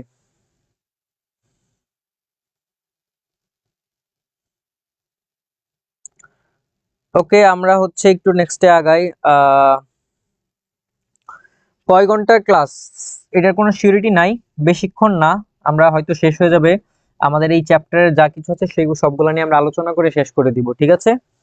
তো তারপর আমরা যাই অর্থনৈতিক ব্যবস্থা। এটার আগে আমরা দেখবো যে অর্থনৈতিক ব্যবস্থা, অর্থাৎ প্রত্যেক সমাজে এই যে অর্থনৈতিক ব্যবস্থাটা এখন ইম্পর্টেন্ট, এইটা থেকে তোমাদের সিকিউ আসে অনেক, ঠিক আছে? প্রত্যেক সমাজ বা দেশের মানুষের অর্থনৈতিক কার্যাবলীকে কেন্দ্র করে নানারূপ সামাজিক ও আইনগত রীতিনীতি গড়ে ওঠে, এবং এই রীতিনীতি প্রাতিষ্ঠানিক কাঠামোকে অর্থনৈতিক ব্যবস্থা বলে, ঠিক আছে? অর্থাৎ প্রত্যেক দেশে বিভিন্ন ধরনের অর্থনৈতিক ব্যবস্থা রয়েছে, এবং বিভিন্ন ধরনের পারিপার্শ্বিকতার মধ্য দিয়ে হচ্ছে অর্থনৈতিক জিনিস চলে, এবং সেই অনুযায়ী হচ্ছে আমরা মেনলি কাজ করে থাকি। সো এইগুলাকে হচ্ছে প্রত্যেক দেশেরটা অ্যানালাইসিস করে আমাদের চারটা অর্থনৈতিক ব্যবস্থা অথবা কাঠামো দাঁড় করিয়েছে। এগুলা হচ্ছে যদি আমি বলি, ধনতান্ত্রিক অর্থ ব্যবস্থা, নির্দেশমূলক বা সমাজতান্ত্রিক অর্থ ব্যবস্থা, মিশ্র অর্থ ব্যবস্থা, এবং লাস্ট যেটা সেটা হচ্ছে ইসলামিক অর্থ ব্যবস্থা। তো এই চারটার মাধ্যমে পৃথিবীর সবগুলা কাঠামোকে আমরা বর্ণনা করতে পারি। অর্থনৈতিক ব্যবস্থার যে বৈশিষ্ট্য থাকে, ঠিক আছে? অর্থনৈতিক ব্যবস্থা কেন হয়? সম্পদের মালিক নির্ধারণ করা যায়, উদ্যোক্তা ও ভোক্তার স্বাধীনতা সার্বভৌমত্ব নির্ধারিত হয়, অর্থাৎ সম্পদের মালিকানা নির্ধারণ করা যায়, কে সম্পদের মালিক হবে, রাষ্ট্র নাকি তুমি। তারপর উদ্যোক্তা ও ভোক্তার স্বাধীনতা, অর্থাৎ একটা জিনিস তুমি তৈরি করতে চাও, সেটা তোমার স্বাধীনতা কতটুকু, তোমার রাষ্ট্র দিতেছে নাকি তোমার ব্যক্তি স্বাধীনতা সেই জিনিসটা। তারপর হচ্ছে বাজার ব্যবস্থার প্রকৃতি নিরূপণ, অর্থাৎ তোমার কিরকম বাজার হবে, তুমি কি সেটা নিজে দাম নির্ধারণ করবে নাকি সরকার দাম নির্ধারণ করে দিবে। মুনাফা অর্জনের বিষয়ে নীতি নির্ধারণ, ঠিক আছে? অর্থাৎ মুনাফা কতটুকু তুমি লাভ করবে, তুমি কি 100 টাকা দিয়ে কিনে 1000 টাকা বিক্রি করবে, নাকি তুমি 100 টাকা দিয়ে কিনে একটা নির্দিষ্ট পরিমাণ বিক্রি করবে, এবং সেটা কে নির্ধারণ করে দিয়ে দিবে, সেটা কি সরকার নির্ধারণ করে দিবে, নাকি তুমি নিজে নির্ধারণ করবে, নাকি আমাদের ইসলামের নিয়ম অনুযায়ী আমরা সেটা নির্ধারণ করবো, সেই জিনিসগুলো আমরা দেখবো। এবং এই কয়েকটা রিজনই হচ্ছে অর্থনৈতিক ব্যবস্থার বৈশিষ্ট্য। অর্থাৎ অর্থনৈতিক ব্যবস্থার প্রয়োজন হয় সমাজের শ্রেণীবিভক্তি বা শোষণহীন সমাজ প্রতিষ্ঠার লক্ষ্য নির্ধারণ, অর্থাৎ আমাদের যে সমাজের বিভিন্ন শ্রেণী অনেকে আছে নিম্নমানের, আমরা বলি একজন উচ্চবিত্তের। সো এই জিনিসগুলা কেন হয় সেই জিনিসগুলো আমরা দেখব। এবং সামাজিক যে নিরাপত্তার স্বরূপ নির্ধারণ, অর্থাৎ আমাদের যে সামাজিক নিরাপত্তা সেটা কে দিবে, আমরা নিজেরা দিব নাকি সরকার দিবে, নাকি ওয়ার্ল্ড দিবে, না কে দিবে, সেই জিনিসগুলো আমরা দেখবো। এবং অর্থনৈতিক পরিকল্পনার জন্য কর্তৃপক্ষ নির্বাচন পদ্ধতি, অর্থাৎ অর্থনৈতিক যে পরিকল্পনা দেশের, যেমন আমাদের দেশের যে প্রত্যেক বছর বাজেট প্রণীত হয়, তো এগুলোর জন্য কারা কারা কাজ করে, এটা কি তুমি করবে না সরকার করবে, না কে নির্ধারণ করে দিবে, কতটুকু নির্ধারণ করবে, কার জন্য নির্ধারণ করবে, সেই জিনিসগুলো কিভাবে হয়, সেগুলোর জন্য আমাদের অর্থনৈতিক ব্যবস্থা সম্পর্কে আইডিয়া থাকা দরকার। মাত্রই আমরা বললাম যে বিকল্প অর্থনৈতিক ব্যবস্থা, অর্থাৎ অর্থনৈতিক ব্যবস্থাকে ওয়ার্ল্ডের সবগুলাকে টুকটাক 4টা ভাগে ভাগ করা হয়েছে। একটা হচ্ছে ধনতান্ত্রিক অর্থ ব্যবস্থা, অর্থাৎ যেটাকে বলা হয় ক্যাপিটালিস্টিক ইকোনমি। তারপর হচ্ছে নির্দেশমূলক অর্থনীতি, যেটাকে বলা হয় কমান্ড ইকোনমি। তারপর হচ্ছে মিশ্র অর্থনীতি, যেটাকে বলা হয় মিক্সড ইকোনমি। তারপর হচ্ছে ইসলামী অর্থনীতি, যেটাকে বলা হয় ইসলামিক ইকোনমি। ঠিক আছে? ওকে, তোমাদেরকে হচ্ছে একটু বলি, ভাইয়ার হচ্ছে আমার নিজস্ব একটা চ্যানেল আছে, সেটার নাম হচ্ছে, যে দেখো এই কর্নারে আছে অধ্যায়পাত। তোমরা চাইলে এই চ্যানেলটাকে ইউটিউবে এবং ফেসবুক পেজকে ফলো দিতে পারো, এবং হচ্ছে ইউটিউবে সাবস্ক্রাইব করে রাখতে পারো। এইটা করলে সবাইকে ট্রিট দিব ইনশাল্লাহ। সো সবাই একটু করে দিও, সাবস্ক্রাইব করে দিও, এবং হচ্ছে পেজে ফলো দিয়ে দিও। ওকে, ঠিক আছে। এটা হচ্ছে প্রথম পত্রের প্রথম অধ্যায়। ঠিক আছে? ওকে, সো আমরা এই 4টা জিনিস নিয়ে আলোচনা করি। প্রথমে তোমাকে একটু ব্রিফ আলোচনা করে দেই, যাতে করে তুমি এটা মাথায় রাখতে পারো জিনিসটা, যে কি কোনটা দিয়ে কি মেইনলি মিন করে। ধনতান্ত্রিক অর্থ ব্যবস্থা বলতে ব্যক্তিগত অর্থ ব্যবস্থা, অর্থাৎ সরকার এখানে ইন্টারফেয়ার করবে না, তুমি নিজে যা ইচ্ছা সেটা তৈরি করতে পারবে, নিজে যা ইচ্ছা একটা বিজনেস রান করতে পারবে, এবং নিজের ইচ্ছা মতো তুমি চলাফেরা করতে পারবে, সেটা মেইনলি হচ্ছে ধনতান্ত্রিক অর্থ ব্যবস্থা। তারপর আমরা যেটা দেখবো নির্দেশমূলক, এবং এটা আরেকটা নাম হচ্ছে সমাজতান্ত্রিক অর্থ ব্যবস্থা। এটা হচ্ছে কমান্ড ইকোনমি। সেটা মানে হচ্ছে তোমার সরকার তোমার সবকিছু নির্ধারণ করে দিবে, তুমি কতটুকু উৎপাদন করবে, কিভাবে উৎপাদন করবে, এবং হচ্ছে তুমি কি কি পণ্য খাবে, ওই জিনিসগুলো সরকার নির্ধারণ করে দিবে। অর্থাৎ সেটা হচ্ছে নির্দেশমূলক অথবা সমাজতান্ত্রিক অর্থ ব্যবস্থা। তারপর আমরা দেখবো যে মিশ্র অর্থ ব্যবস্থা। মিশ্র জিনিসটার নাম শুনে বুঝতে পারতেছো যে জগা খিচুড়ি, অর্থাৎ মিক্সড মিন্স ধনতান্ত্রিক অর্থ ব্যবস্থা এবং নির্দেশমূলক অর্থ ব্যবস্থাকে মিক্স করে একসাথে যেটা সুইটেবল হয়, ভালো বৈশিষ্ট্যকে গ্রেপ করে, ভালো বৈশিষ্ট্যগুলোকে গ্রেপ করে যে ইকোনমিক্স অর্থাৎ অর্থ ব্যবস্থাটা তৈরি করা হয়েছে, সেটা হচ্ছে মিশ্র অর্থ ব্যবস্থা। এবং লাস্ট অফ অল ইসলামী অর্থ ব্যবস্থা। ইসলামিক অর্থ ব্যবস্থা হচ্ছে যে অর্থ ব্যবস্থায় ইসলামের কর্তৃক, অর্থাৎ আমাদের ইসলামের যে বিধিবিধান আছে কোরআন এবং হাদিস অনুযায়ী, সেই অনুযায়ী যে অর্থ ব্যবস্থা পরিচালিত হওয়ার কথা, সেইটাকে বলা হচ্ছে ইসলামিক অর্থ ব্যবস্থা। ঠিক আছে? এইগুলোর ভিতরে আমরা সবগুলো একটু দেখবো। ওকে, ঠিক আছে। শারমিন আক্তার অধ্যায়পাত সাবস্ক্রাইব করবে। ট্রিট দিয়া দিব না, তোমরা কি ট্রিট চাও সবাই একটু বইলো। আর হচ্ছে চ্যানেলটা, ইউটিউব চ্যানেল, ফেসবুক পেজ একটু সাবস্ক্রাইব করে দিও। তোমাদের কি ইয়া লাগবে আমাকে বইলো, ট্রিট দিব না সবাইকে। ঠিক আছে? তোমরা হচ্ছে কি বলে অধ্যায়পাত, এই যে কর্নার লেখা আছে, এটাকে হচ্ছে তোমরা ইউটিউব এবং ফেসবুকে সার্চ দিয়ে একটু সাবস্ক্রাইব করে দিও। আহ যেহেতু তোমাদেরকে ফ্রি ক্লাস দিচ্ছি এবং আমরা সবসময় তোমাদের পাশেই থাকবো, তো একটু সাবস্ক্রাইব করে দিও আমাদেরকে।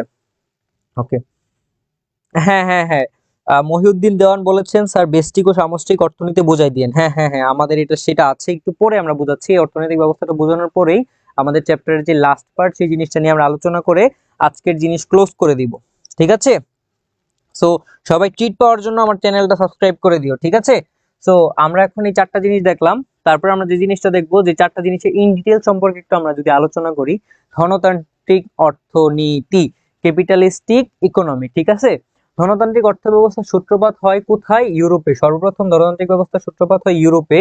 অষ্টাদশ শতাব্দীর শুরু থেকে শিল্প বিপ্লবের মাধ্যমে ধনতান্ত্রিক অর্থনীতি ব্যবস্থা প্রতিষ্ঠিত হতে থাকে, এবং 1789 সালে ফরাসি বিপ্লবের মধ্য দিয়ে সমগ্র ইউরোপে বুর্জোয়া গণতান্ত্রিক বিপ্লবের শুরু হয়। ঠিক আছে? এবং যে ক্লাসিক্যাল অর্থনীতিবিদ অ্যাডাম স্মিথকে ক্লাসিক্যাল অর্থনীতিবিদ বলা হয়, এবং তার একটা অনুসারীরা ছিল, যে অনুসারীরা অর্থনীতির দৃঢ় প্রবক্তা ও সমর্থক ছিল। এবং যে ধনতান্ত্রিক অর্থ ব্যবস্থা হলো এরূপ একটি অর্থনৈতিক ব্যবস্থা যেখানে প্রত্যেক ব্যক্তি, এই জিনিসটা ইম্পর্টেন্ট, এই জিনিসটা ইম্পর্টেন্ট, কিওয়ার্ড, প্রত্যেকটা জিনিসের জন্য একটা কিওয়ার্ড থাকে, কিওয়ার্ডটা তোমার ভালো করে জানতে হবে। প্রত্যেক ব্যক্তি উৎপাদন, বন্টন ও ভোগের ক্ষেত্রে পূর্ণ স্বাধীনতা ভোগ করে। ঠিক আছে? অর্থাৎ তাকে সরকার ইন্টারফেয়ার করবে না। কি বলতো?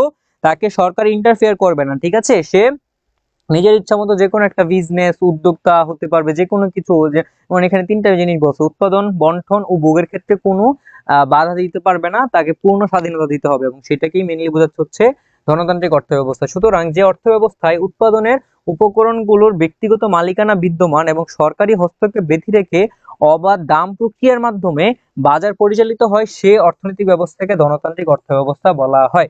ঠিক আছে, এই জিনিসটা তার মানে কি? জিনিসটা হচ্ছে তুমি চাইলে নিজে থেকে যে কোনো একটা ব্যবসা দাঁড়া করতে পারবা, তোমার যে উৎপাদন সেটা নিয়ে সরকার ইন্টারফেয়ার করতে পারবে না, তোমার যে বিনিময় সেটা নিয়ে সরকার ইন্টারফেয়ার করতে পারবে না, তোমার যে বন্টন সেটা নিয়ে সরকার ইন্টারফেয়ার করতে পারবে না, তোমার যে ভোগ সেটা নিয়ে সরকার ইন্টারফেয়ার করতে পারবে না। অর্থাৎ তুমি একটা জিনিস উৎপাদন করার পর সেটা কাকে দিবে, কার কার মাধ্যমে কাকে কাকে হচ্ছে তুমি ভাগ করে দিবে, এবং তুমি কতটুকু খাবে, সেটা খেয়ে কতটুকু তুমি দেশের মানুষের জন্য দিবে অথবা দেশের বাইরে রপ্তানি করবে, সেই জিনিসটা সরকার নির্ধারণ করে দিতে পারবে না, সেটা তুমি নিজেই চাইলে নির্ধারণ করতে পারবা। অর্থাৎ তুমি ব্যক্তি হচ্ছে সেখানের প্রধান। ঠিক আছে, এই জিনিসটা যেই অর্থ ব্যবস্থায় বোঝায় সেটাই হচ্ছে ধনতান্ত্রিক অর্থ ব্যবস্থা। ঠিক আছে, সবাই বুঝতে পারছো কিনা একটু আমাকে সাড়া দাও ভাইয়ারা। ঠিক আছে, তারপর আমরা দেখবো যে ধনতান্ত্রিক অর্থ ব্যবস্থার বৈশিষ্ট্য। ঠিক আছে, এই জিনিসগুলো ইম্পর্টেন্ট। তোমার এই জায়গা থেকে অনেক প্রশ্ন আসে, বোর্ড প্রশ্ন অনেক আসে। তো এখানে জিজ্ঞেস করে যে এটা কোন অর্থ ব্যবস্থা, এইখানে যদি ব্যক্তি মালিকানা ছিল তার মানে এটা কোন অর্থ ব্যবস্থা বোঝায়, এবং এটার তিনটি বৈশিষ্ট্য লিখো। তো আমরা এখানে সবগুলো বৈশিষ্ট্য সম্পর্কে একটু ছোটখাটো আলোচনা করব। পুঁজিপতি ও শ্রমিক শ্রেণীর অস্তিত্ব, অর্থাৎ এখানে বেশি অনেক টাকা থাকে, যেহেতু তুমি চাইলে নিজে একটা বিজনেস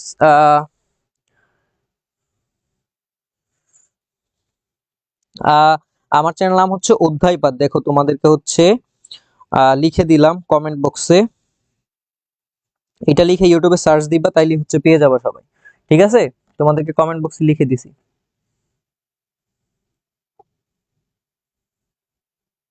হ্যাঁ ঠিক আছে, শারমিন আক্তার, গুড। ও হচ্ছে অ্যান্সার দিচ্ছে, তোমরা চাইলে অ্যান্সার দিতে পারো। ঠিক আছে, সো আমরা হচ্ছে যেটা দেখবো সেটা হচ্ছে পুঁজিবাদ ও শ্রমিক শ্রেণীর অস্তিত্ব। ঠিক আছে, এখানে হচ্ছে মেইনলি যেহেতু তুমি নিজে একটা বিজনেস রান করতে পারবা, সো তুমি চাইলেই হচ্ছে কি করতে পারবা, তুমি হচ্ছে চাইলে নিজে একটা বিজনেস রান করতে পারবা, এবং সেই জন্য তুমি বিজনেস রান করে অনেক বড় লোক হয়ে যেতে পারবা, এবং যাদেরকে তুমি খাটাচ্ছ ওরা শ্রমিক হিসেবেই থেকে যাবে, অর্থাৎ শ্রেণীতে একটা বৈষম্যের দেখা দেয়। তারপর আমরা যে জিনিসটা দেখবো সেটা হচ্ছে বৃহদায়তন উৎপাদন ব্যবস্থা। বৃহদায়তন উৎপাদন ব্যবস্থা বলতে কি বোঝায়? তুমি চাইলে নিজে অনেক বড় একটা ফার্ম খুলে সেটাতে হচ্ছে কাজ করতে পারবা। ঠিক আছে, তারপর আমরা যেটা দেখবো সেটা হচ্ছে সামাজিক শ্রম বিভাগের সর্বোচ্চীকরণ, অর্থাৎ আমাদের যে সামাজিক যে শ্রমিক আছে যারা, সেটাকে হচ্ছে সর্বোচ্চকরণ, অর্থাৎ সর্বোচ্চ ব্যবহার করতে পারা। তারপর হচ্ছে একক উদ্যোগ, অর্থাৎ তুমি একটা যে কোনো, আমরা বারবারই বলে আসতেছি, যে কোনো কিছু একটা উদ্যোগ নিলে তুমি এককভাবে সেটার উদ্যোগ নিতে পারবা তোমার ব্যক্তি মালিকানার মাধ্যমে। সম্পদের ব্যক্তিগত মালিকানা, এই যে জিনিসটা সবাই বুঝতে পেরেছো আশা করি। উদ্যোগের স্বাধীনতা, একটু আগে আমরা বলেছি। ভোক্তার সার্বভৌমত্ব, অর্থাৎ ভোক্তা কি ভোগ করবে সেটার পূর্ণ স্বাধীনতা। তারপর স্বয়ংক্রিয় দাম ব্যবস্থা, অর্থাৎ তুমি তোমার দাম ব্যবস্থাটা হচ্ছে থাকবে স্বয়ংক্রিয়। ঠিক আছে, তুমি নিজে চাইলে সেটা দাম ব্যবস্থা করতে পারবা। অবাধ প্রতিযোগিতা, অর্থাৎ যেহেতু নিজেরা আমাদের মাঝখানে আছে, এখানে কেউ নির্ধারণ করে দিচ্ছে না, সেই জন্য তোমার প্রতিযোগিতা অনেক বেশি হয় যে কার থেকে কে এগিয়ে যেতে পারে।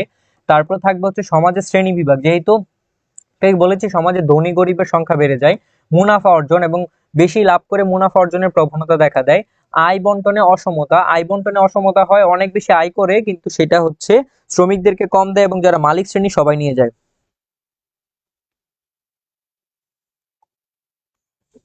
ওকে, তারপর আমরা দেখবো যে উৎপাদন ও পুঁজির কেন্দ্রীভূতিকরণ। ঠিক আছে, যেহেতু একজন অনেক বড় লোক হয়ে যায় এবং সে বিজনেস করে অনেক টাকা নিয়ে নেয়, তো সেই জন্য কি হয়, শ্রমিকদেরকে কম টাকা দেয় এবং সেই সুবাদে তিনি হচ্ছে কি করে টাকার অথবা পুঁজির কেন্দ্রীভূতকরণ করে ফেলে। অর্থাৎ কেন্দ্রীভূতন করে বলতে নিজের কাছে রেখে দেয়, এবং যা সবার যতটুকু প্রাপ্য সেটা থাকে না, এবং সমাজে ধনী দরিদ্রের বৈষম্য সৃষ্টি হয়, এবং টাকা একজনের কাছে যায়, অর্থাৎ যার কাছে আছে তার কাছেই যেতে থাকে। এবং শিল্প পুঁজির সাথে ব্যাংক পুঁজির সমন্বয় করা। তারপর হচ্ছে মূলধন রপ্তানি করা, অর্থাৎ মূলধন অনেকে দেশের বাইরে রপ্তানি করে দেয়। ঠিক আছে, এগুলো হচ্ছে ধনতান্ত্রিক অর্থ ব্যবস্থার বৈশিষ্ট্য। তারপর আমরা দেখবো ধনতান্ত্রিক অর্থ ব্যবস্থার যে উৎপাদন ব্যবস্থা এবং বন্টন পদ্ধতি কিভাবে হয়। ধনতান্ত্রিক অর্থ ব্যবস্থায় উৎপাদন ব্যবস্থায় উৎপাদনের উপায়সমূহ হচ্ছে সম্পূর্ণ বেসরকারি খাতে বিদ্যমান থাকে, অর্থাৎ যেহেতু উনি নিজের উদ্যোগে সবকিছু তৈরি করেন, সেই জন্য উনি কি করেন, বেসরকারি খাতে বিদ্যমান থাকে, উনি নিজে সবকিছু করেন এবং নিজে সর্বোচ্চ মুনাফা লাভ করেন, এবং সর্বাধিক মুনাফা অর্জনের লক্ষ্যকে সামনে রেখে উৎপাদন পরিচালিত হয়। ঠিক আছে, অর্থাৎ নিজে সমস্ত মুনাফা গ্রহণ করেন এবং সেই মুনাফা হচ্ছে বেসরকারি খাতে হচ্ছে কি বলে বিদ্যমান হয়। তারপর আমরা যেটা দেখবো সেটা হচ্ছে বন্টন পদ্ধতি, অর্থাৎ ধনতান্ত্রিক উৎপাদন ব্যবস্থায় বন্টন পদ্ধতিতে কিভাবে হয়। ধনতান্ত্রিক অর্থ ব্যবস্থায় উৎপাদনের সকল উপকরণ সম্পদের উপর ব্যক্তিগত মালিকানা বিদ্যমান থাকে এবং ভোগের ক্ষেত্রেও ব্যক্তি স্বাধীনতা ভোগ করে থাকে। ভোক্তাদের সামর্থ্যের উপর নির্ভর করে সামাজিক উৎপাদন তাদের মধ্যে বণ্টিত হয়। অর্থাৎ যার সামর্থ্য যেমন সেই অনুযায়ী সেইটা পাবে এবং সেইভাবেই বন্টন হবে। যে ওইটা পাচ্ছে না, ওকে আমি এটা দিয়ে দিই এমন না। তার যদি সামর্থ্য থাকে সে সেটা কিনে নেবে, সেটা অনেক বেশি বিত্তশীল কিছু হইতে পারে, একদম যারা গরিব তারা প্রান্তিক জিনিসপাতি কিনতে পারে। সো বন্টনটা হচ্ছে এইভাবে হয়। তারপর আমরা দেখবো যে দাম প্রক্রিয়া। দাম প্রক্রিয়াটা কিভাবে নির্ধারণ হয়? যে কোনো অর্থনৈতিক ব্যবস্থায় বাজার ব্যবস্থার প্রকৃতিতে দাম প্রক্রিয়া অর্থাৎ প্রাইস মেকানিজম বলা হয়। অর্থাৎ যে কোনো অর্থনীতিতে পণ্য ও সেবার দাম যে প্রক্রিয়া নির্ধারিত হয় সে প্রক্রিয়াকে দাম প্রক্রিয়া বলা হয়। ঠিক আছে, দাম প্রক্রিয়া কোনটাকে বলা হয় আশা করি বুঝতে পেরেছো। যেমন ধনতান্ত্রিক ও মিশ্র অর্থনীতিতে পণ্য সেবার দাম স্বয়ংক্রিয় বাজার ব্যবস্থার উপর নির্ভরশীল। স্বয়ংক্রিয় বাজার ব্যবস্থা বলতে নিজেরা হচ্ছে কি করতে পারে, দাম ব্যবস্থা নির্ধারণ করতে পারে। স্বয়ংক্রিয় মানে নিজে করা।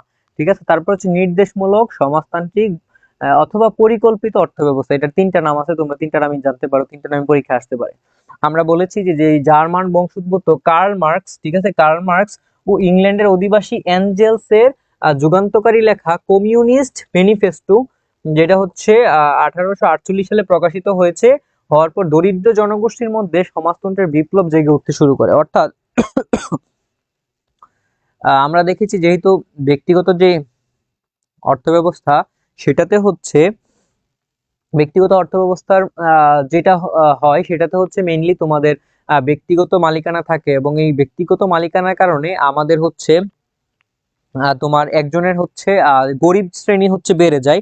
গরিব শ্রেণী কেন বেড়ে যায়? শ্রমিক শ্রেণীকে পর্যাপ্ত পরিমাণে টাকা দেওয়া হয় না। ঠিক আছে, সো ওই জন্য তোমার কি করা হয়, যে গরিব শ্রেণীরা আছে ওরা একটা টাইম পর যে 1848-এর দিকে ওরা হচ্ছে বুঝতে পারে যে না আমাদের হচ্ছে কিছু একটা করতে হবে, এবং তখন তাদের ভিতর যে বিপ্লব সেটা জেগে ওঠে সমাজতন্ত্রে। এবং তখন তারা বলে যে এরই ফলে সর্বপ্রথম যে বিশ্বের রাশিয়ায়, ঠিক আছে, রাশিয়ায় 1917 সালে জারতন্ত্রের পতন ও লেনিনের নেতৃত্বে নির্দেশমূলক অর্থব্যবস্থা বা সমাজতন্ত্রের উত্থান ঘটে অথবা উত্থান হয়। অর্থাৎ তখন তাদের মনে হয় যে সরকার সেই জিনিসগুলো নির্ধারণ করে দিবে, এবং সরকারের মাধ্যমে সবকিছু নির্ধারণ হলে সুষম বন্টন হবে, যার প্রাপ্য যে জিনিস তার কাছে সেটা চলে যাবে অথবা পৌঁছে যাবে। তো আমরা এটার বৈশিষ্ট্য সম্পর্কে একটু আলোচনা করি। ঠিক আছে, এটা সংজ্ঞাটা তো আশা করি বুঝতে পেরেছো। দেখো, সংজ্ঞা হচ্ছে নির্দেশমূলক বা সমাজতান্ত্রিক অর্থব্যবস্থা এমন এক আর্থসামাজিক ও রাজনৈতিক ব্যবস্থা যেখানে উৎপাদনের উপকরণ সমূহের ব্যক্তিগত মালিকানা নেই, তবে সামাজিক মালিকানা রয়েছে। ঠিক আছে, ব্যক্তিগত কোনো মালিকানা নেই। একটু আগে আমরা দেখেছি ধনতান্ত্রিক অর্থব্যবস্থায় সবকিছু ব্যক্তি মালিকানা, বাট সমাজতান্ত্রিক অর্থব্যবস্থায় সবকিছু রাষ্ট্রীয় মালিকানা, সরকার অথবা ব্যক্তির নিজস্ব কোনো মালিকানা থাকবে না। এবং উৎপাদিত সম্পদ মানুষের কাজের পরিমাণ ও গুণ অনুযায়ী রাষ্ট্রীয় নিয়ন্ত্রণ ও কেন্দ্রীয় পরিকল্পনার মাধ্যমে বন্টন করা হয়। ঠিক আছে, সো নির্দেশমূলক অর্থব্যবস্থার আমরা দেখলাম অর্থনীতিবিদ জেফ রেগন এবং এল.বি. থমাসের মতে সমাজতান্ত্রিক অর্থব্যবস্থা হলো এরূপ একটি অর্থব্যবস্থা যেখানে সম্পত্তির রাষ্ট্রীয় মালিকানা বিদ্যমান এবং কেন্দ্রীয় কর্তৃপক্ষ কর্তৃক অর্থনৈতিক সিদ্ধান্ত গৃহীত হয়। আশা করি বুঝতে পেরেছো। অনেক সময় প্রশ্ন আসে যে আহ এটাকে এটাকে করেছেন অথবা এই কি বলে এই আহ সংখ্যাটা কে দিয়েছেন। সো এই জন্য তোমাদের হচ্ছে এই জিনিসগুলো অ্যাড করা। তারপর আমরা দেখবো যে এটার যে বৈশিষ্ট্য, সমাজতান্ত্রিক অর্থব্যবস্থার যে বৈশিষ্ট্য সেই জিনিসটা আমরা দেখবো, সেটা হচ্ছে শ্রেণী শোষণ অনুপস্থিত। ঠিক আছে, এখানে কি অনুপস্থিত? শ্রেণী শোষণ অনুপস্থিত। শ্রেণী শোষণ অনুপস্থিত কেন? কারণ ধনতান্ত্রিক অর্থব্যবস্থায় যে জিনিসটা হয় যে সেখানে হচ্ছে ব্যক্তি মালিকানা থাকে এবং চাইলে একজন বড় লোক হয়ে যায় এবং আরেকজন ছোট লোক থাকে। কিন্তু এইখানে যেহেতু সমাজ অথবা রাষ্ট্র নিজে হচ্ছে সেটা বন্টন করে দেয়, সেজন্য কি হয়, রাষ্ট্র হচ্ছে যারা গরিব তাদেরকে সমপরিমাণ দেয়, যারা বড় লোক তাদেরকেও সমপরিমাণ জিনিস দিয়ে যে শ্রেণী বৈষম্যটা আছে সেটা দূর হয়। তারপর আমরা দেখবো যে উপকরণের ব্যক্তি মালিকানা নেই। অর্থাৎ উপকরণের কোনো ব্যক্তি মালিকানা নেই, সম্পূর্ণ মালিকানা রাষ্ট্রের। এবং ব্যক্তিগত মুনাফার আশায় পণ্য উৎপাদিত হয় না, সেটা হচ্ছে রাষ্ট্রীয় মুনাফার জন্য উৎপাদিত হয়। যৌথ ও রাষ্ট্রীয় মালিকানা বিদ্যমান। ঠিক আছে, যৌথ এবং রাষ্ট্রীয় মালিকানা থাকে এখানে। এবং অবাধ প্রতিযোগিতার অনুপস্থিতি। ঠিক আছে, যেহেতু এখানে সব সরকার কর্তৃক নির্ধারিত, সেজন্য প্রতিযোগিতা খুবই কম হয়। স্বতঃস্ফূর্ত উৎপাদন প্রণালী। ঠিক আছে, অর্থাৎ সরকারের নিজস্ব স্বতঃস্ফূর্ত উৎপাদন প্রণালী থাকে। তারপর হচ্ছে বন্টন ব্যবস্থা। বন্টন ব্যবস্থা থাকে। চাহিদার উপর নিয়ন্ত্রণ থাকে, অর্থাৎ চাহিদা তুমি চাইলেই সবকিছু ভোগ করতে পারবে না। সরকার রাষ্ট্র তোমাকে যেটা দিবে সেই অনুযায়ী তোমার হচ্ছে আগাতে হবে। এবং কেন্দ্রীয় পরিকল্পনা থাকবে, তোমার একটা কেন্দ্রীয় পরিকল্পনা থাকে। কিভাবে সেটা পরিচালনা করবে দেশকে, সেই জন্য শ্রমিকদের স্বার্থ রক্ষা হয়। কারণ এটা মেইনলি শ্রমিকদের জন্যই এই জিনিসটা তৈরি হয়েছে, যাতে শ্রেণী বৈষম্যটা না থাকে, সেই জন্য শ্রমিকদের স্বার্থ রক্ষা হয়। তারপর আমরা দেখবো যে মুদ্রাস্ফীতির অনুপস্থিতি থাকে সেটাতে, এবং হচ্ছে সামাজিক নিরাপত্তা থাকে, যেহেতু সরকার থেকে সবকিছু আহ পরিচালনা করা হয়। সুষম উন্নয়ন থাকে, বেকারত্বের অনুপস্থিতি থাকে, যেহেতু সবাইকে সুষমভাবে বন্টন করা হয়। সামাজিক, অর্থনৈতিক ও রাজনৈতিক লক্ষ্যের সমন্বয় ঘটে। ঠিক আছে। উৎপাদন পদ্ধতি হচ্ছে যে নির্দেশমূলক বা সমাজতান্ত্রিক অর্থব্যবস্থায় উৎপাদনের উপায়সমূহ সম্পূর্ণ রাষ্ট্রীয় মালিকানায় থাকে। ঠিক আছে, একটু আগে যেটা বলছি যে রাষ্ট্রীয় মালিকানায় থাকে, এই জিনিসটা দেখবা। কি কার জন্য উৎপাদন করা হবে, কতটুকু উৎপাদন করা হবে, এই জিনিসগুলা সব রাষ্ট্র নির্ধারণ করে দেয়। ওকে, ঠিক আছে। তারপর আমরা দেখবো হচ্ছে নির্দেশমূলক অর্থব্যবস্থায় উৎপাদন ও বন্টন পদ্ধতি। ঠিক আছে, উৎপাদন ও বন্টন পদ্ধতি হচ্ছে শ্রেণী বৈষম্য এখানে উদ্ভব না হলেও শ্রমিকদের কাজের পরিমাণ ও গুণ অনুযায়ী বন্টনের ফলে সমাজে আয় বন্টনে অসমতা বিদ্যমান। অর্থাৎ তুমি সব শ্রমিককে তো সেম ভাবে মূল্যায়ন করবে না। যে শ্রমিক অল্প সময়ে বেশি কাজ করতে পারে তাকে তুমি বেশি টাকা দিবে। যে শ্রমিক কাজ করতে পারে না, একদম বলদ হাবাসোবা হয়ে থাকে, তুমি তো তাকে বেশি টাকা দিবে না, তাই না? সো ওই জন্য তোমার মেইনলি হচ্ছে যে জিনিসটা করতে হবে সেটা হচ্ছে তোমার অর্থনীতির যে আমরা সমাজতান্ত্রিক যে অর্থনৈতিক ব্যবস্থা পড়তেছি সেটাতে আমরা বন্টন ব্যবস্থাটা দেখবো যে খানিকটা অসমতা দেখা দেয় এই একটা কারণে। ঠিক আছে। তারপর আমরা যে জিনিসটা দেখবো সেটা হচ্ছে যে ধনতান্ত্রিক ও নির্দেশমূলক অর্থ ব্যবস্থার মধ্যে পার্থক্য কি।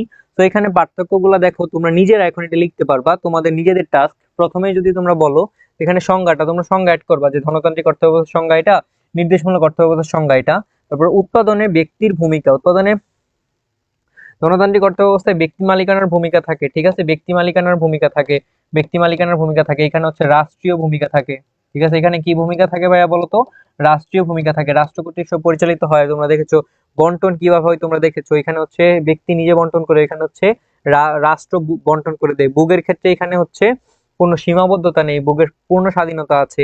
বাট এখানে হচ্ছে স্বাধীনতা কম। কেন স্বাধীনতা কম? কারণ এটা সরকার নির্ধারণ করে দেয়। শ্রেণী শোষণ থাকে, গণতান্ত্রিক অর্থব্যবস্থায় শ্রেণী শোষণ থাকে, বড় গরিব বড় লোক গরিব মানুষ, এগুলোর হচ্ছে একটা পার্থক্য সৃষ্টি হয়। বাট নির্দেশমূলক অর্থব্যবস্থা এটার পার্থক্য খানিকটা তুলনামূলক কম দেখা যায়, কারণ এটা সরকার কি করে প্রত্যেকের প্রয়োজন অনুযায়ী প্রয়োজন মেটানোর চেষ্টা করে। শ্রম বিভাগ হচ্ছে ধনতান্ত্রিক অর্থব্যবস্থায় শ্রমিক শ্রেণী বেশি থাকে, এবং নির্দেশমূলক অর্থব্যবস্থায় শ্রমিক শ্রেণীর একটা ব্যালেন্স থাকে। উপকরণের মালিকানা এটা ব্যক্তি, ওইটা রাষ্ট্র।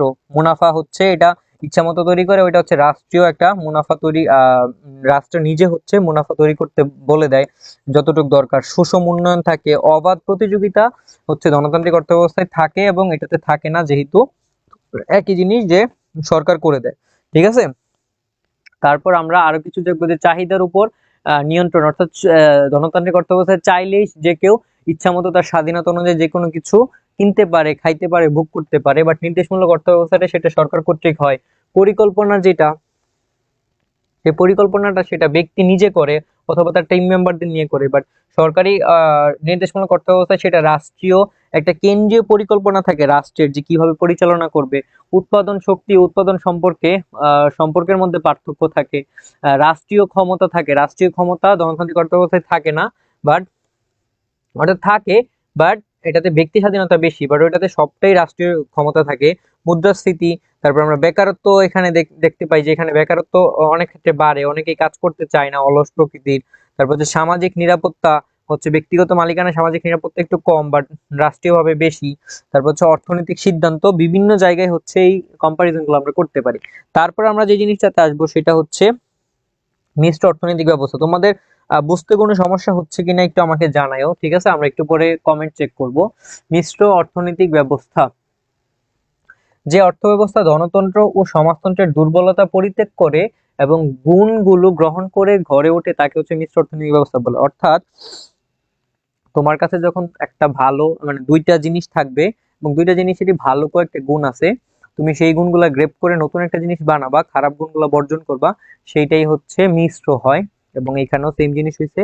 ধনতান্ত্রিক অর্থব্যবস্থায় কি হয়েছে, তোমার ধনতান্ত্রিক এবং সমাজতান্ত্রিক অর্থব্যবস্থার ভালো গুণগুলা গ্রেপ করে খারাপ গুণগুলাকে পরিহার করে মিশ্র অর্থনৈতিক ব্যবস্থা তৈরি করা হয়েছে।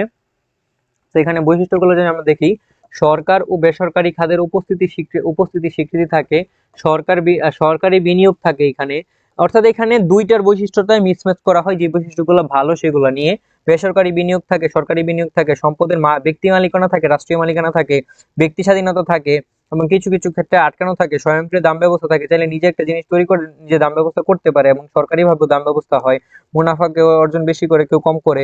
অর্থনৈতিক পরিকল্পনা সরকার কর্তৃক হয় এবং ব্যক্তি কর্তৃক হয়। অর্থনৈতিক নিয়ন্ত্রণ সরকার কর্তৃক এবং ব্যক্তি কর্তৃক হয়।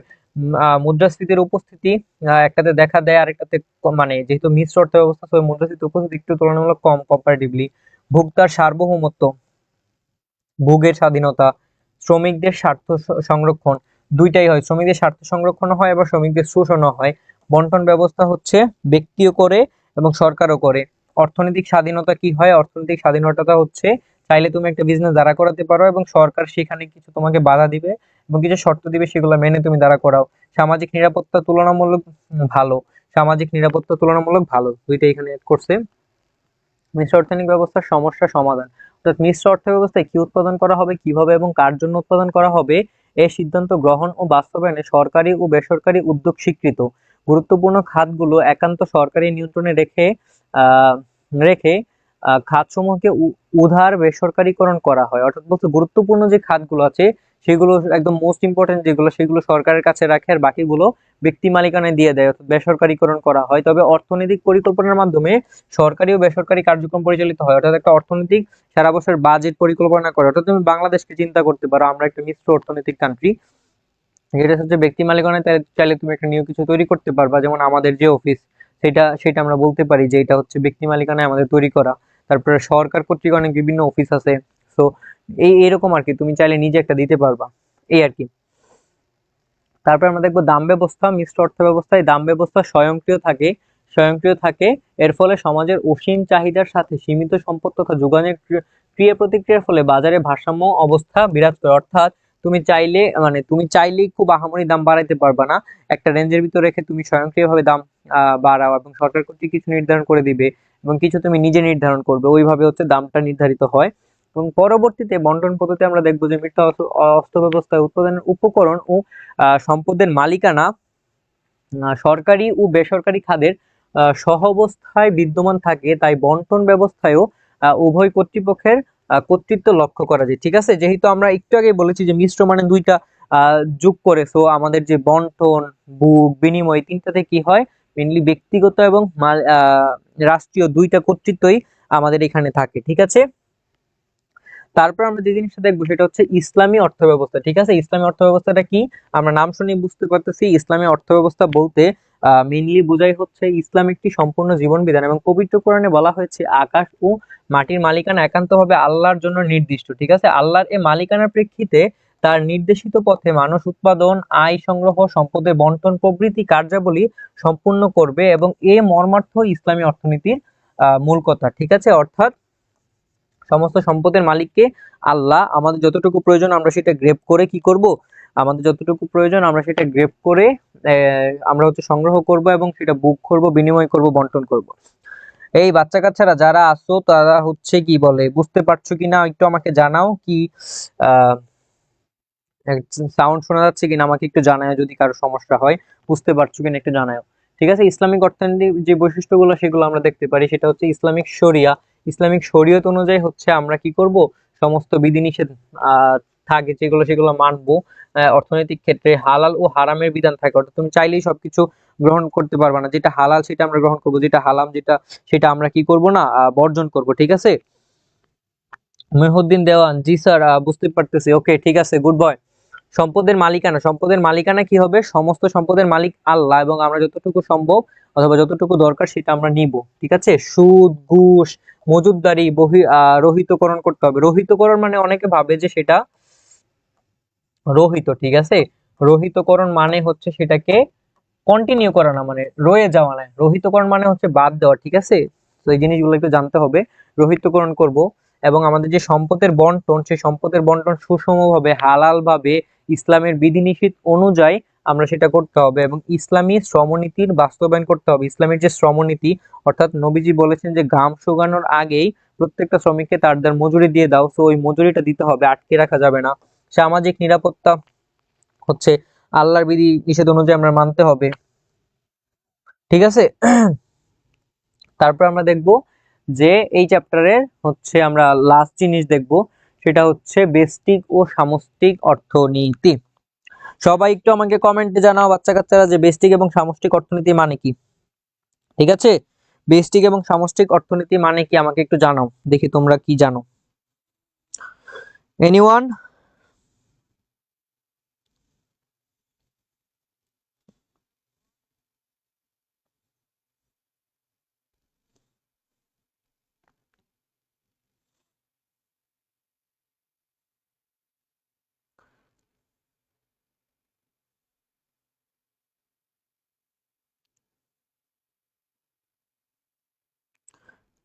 বেস্টিক এবং সামষ্টিক অর্থনীতি জানো কিনা একটু জানাও। বেস্টিক এবং সামষ্টিক অর্থনীতি কি একটু জানাও, ঠিক আছে। তোমরা যদি কেউ জানো যে বেস্টিক এবং সামষ্টিক অর্থনীতি কি, সেটা আমাকে জানাতে পারো, দেন তোমাদেরকে সবাইকে আবারও ট্রিট দিব, ঠিক আছে। বেস্টিক এবং সামষ্টিক অর্থনীতি সম্পর্কে জানাও, ঠিক আছে। আমার হচ্ছে ছোট্ট করে একটা পরিচয় দেই। আমি হচ্ছি সৌরভ, আমার নাম হচ্ছে সৌরভ, প্রথমে বলেছি। আমি হচ্ছে বর্তমানে ঢাকা ইউনিভার্সিটিতে পড়াশোনা করতেছি এবং আমি হচ্ছে একজন এক্স নটরডেমিয়ান, ঠিক আছে। ওকে, সো আমরা হচ্ছে, ঠিক আছে, ওকে ঠিক আছে। শারমিন আক্তার আমাদেরকে অ্যান্সার করেছে বেস্টিক মানে ছোট এবং সামষ্টিক মানে হচ্ছে বড়। কি বলে, সামষ্টিক মানে হচ্ছে ছোট, দুইটাই ছোট না বাচ্চা। শারমিন আক্তার হচ্ছে বেস্টিক মানে বড়, সামষ্টিক মানে হচ্ছে ছোট, এরকম না। বেস্টিক বেস্টিক মানে হচ্ছে তোমার ছোট আকারে, ক্ষুদ্র আকারে, এবং সামষ্টিক মানে হচ্ছে বড় আকারে। আমরা একটা জিনিস আলোচনা করব, ঠিক আছে। ওকে, সো আমরা হচ্ছে একটু দেখি, ঠিক আছে। এই যে ফারজানা ইসলাম কমেন্ট করেছে যে বেস্টিক ক্ষুদ্র, সামষ্টিক বৃহৎ, গুড। আমরা যদি শাব্দিক করতে বলি তাহলে এই জিনিসটা ঠিক আছে। আমরা হচ্ছে ফারিহা ইসা, আমরা হচ্ছে চ্যাপ্টার ওয়াইজ প্রত্যেকটা ক্লাসের আলোচনা করব। আমরা প্রত্যেক উইকে তোমাদেরকে ক্লাস দিব। সবাইকে হচ্ছে ক্যাপশনে একটা হোয়াটসঅ্যাপ গ্রুপের লিংক দেওয়া হয়েছে, দুইটা। আমাদের অলরেডি 1000 থেকে 2000 মেম্বার এখানে অ্যাড হয়ে গেছে। তো সেখানে হচ্ছে তোমরা অ্যাড হইতে পারো, সেখানে ক্লাসের আপডেট দেওয়া হবে, প্রত্যেকটা জিনিস তোমাদেরকে ফ্রিতে পড়ানো হবে, প্রত্যেকটা সাবজেক্ট, আইসিটি, ইকোনমিক্স, বাংলা, এই ইংলিশ, যা যা সাবজেক্ট গুলো আছে সবগুলা, ঠিক আছে। ওকে, ইটস ওকে, ইটস ওকে, সমস্যা নাই, ভুল হইতেই পারে। মহিউদ্দিন দেওয়ান আমাদেরকে বলেছে যে অর্থনীতির প্রতিটি প্রতিটি এককের আচরণ ও কার্যকলাপ যখন পৃথকভাবে বিশ্লেষণ করা হয় তখন তাকে ব্যষ্টিক অর্থনীতি বলে, ঠিক আছে। Good good good good man, ঠিক আছে। সবাই একটু আনসার দ্রুত টাইপ করতে থাকো, এবং হচ্ছে আমরা ক্লাসটা শেষ করব এই জায়গাটাই পড়ে, ঠিক আছে। সো আমাদের last and not list topic হচ্ছে বেস্টিক ও সামষ্টিক অর্থনীতি। বেস্টিক এবং সামষ্টিক অর্থনীতি কি তোমরা জানো? বেস্টিক মিন্স হচ্ছে, সরি, বেস্টিক মিন হচ্ছে কি মাইক্রো, ওকে। বেস্টিক মিন হচ্ছে মাইক্রো, এন্ড সামষ্টিক মিন হচ্ছে ম্যাক্রো, ঠিক আছে। এই দুইটা শব্দ এখানে হচ্ছে, এটা আসছে হচ্ছে গ্রিক শব্দ মাইক্রোস থেকে, ঠিক আছে। গ্রিক শব্দ মাইক্রোস থেকে আসছে, আর এটা গ্রিক শব্দ ম্যাক্রোস থেকে আসছে। আশা করি তোমরা সবাই এটা জানো। অনেক সময় এটা এমসিকিউর জন্য ইম্পর্টেন্ট, অনেক সময় এটা থেকে এমসিকিউ অ্যান্সার প্রশ্ন করে। সো এই জিনিসটা হচ্ছে তোমরা দেখবা, ঠিক আছে। শারমিন আক্তার আমাদেরকে অ্যান্সার দিয়েছেন, গুড। তারপর আমরা এই জিনিস যেটা দেখব, এখন আমরা বেস্টিক এবং সামষ্টিক অর্থনীতি নিয়ে একটু আলোচনা করি। যে বর্তমানকালে অর্থনীতির আওতা অনেক প্রসারিত এবং অর্থনীতির বিভিন্ন তাত্ত্বিক ও বাস্তব ধারণাকে সমগ্র রূপে উপলব্ধি করার জন্য এর বৃহৎ আওতাকে 1933 সালে ওসলো বিশ্ববিদ্যালয়ের অধ্যাপক রাগনার ফ্রিশ, উনি কোন বিশ্ববিদ্যালয়ে ছিল, এই প্রশ্নটা এমসিকিউতে আসে, এটা এমসিকিউর জন্য ইম্পর্টেন্ট।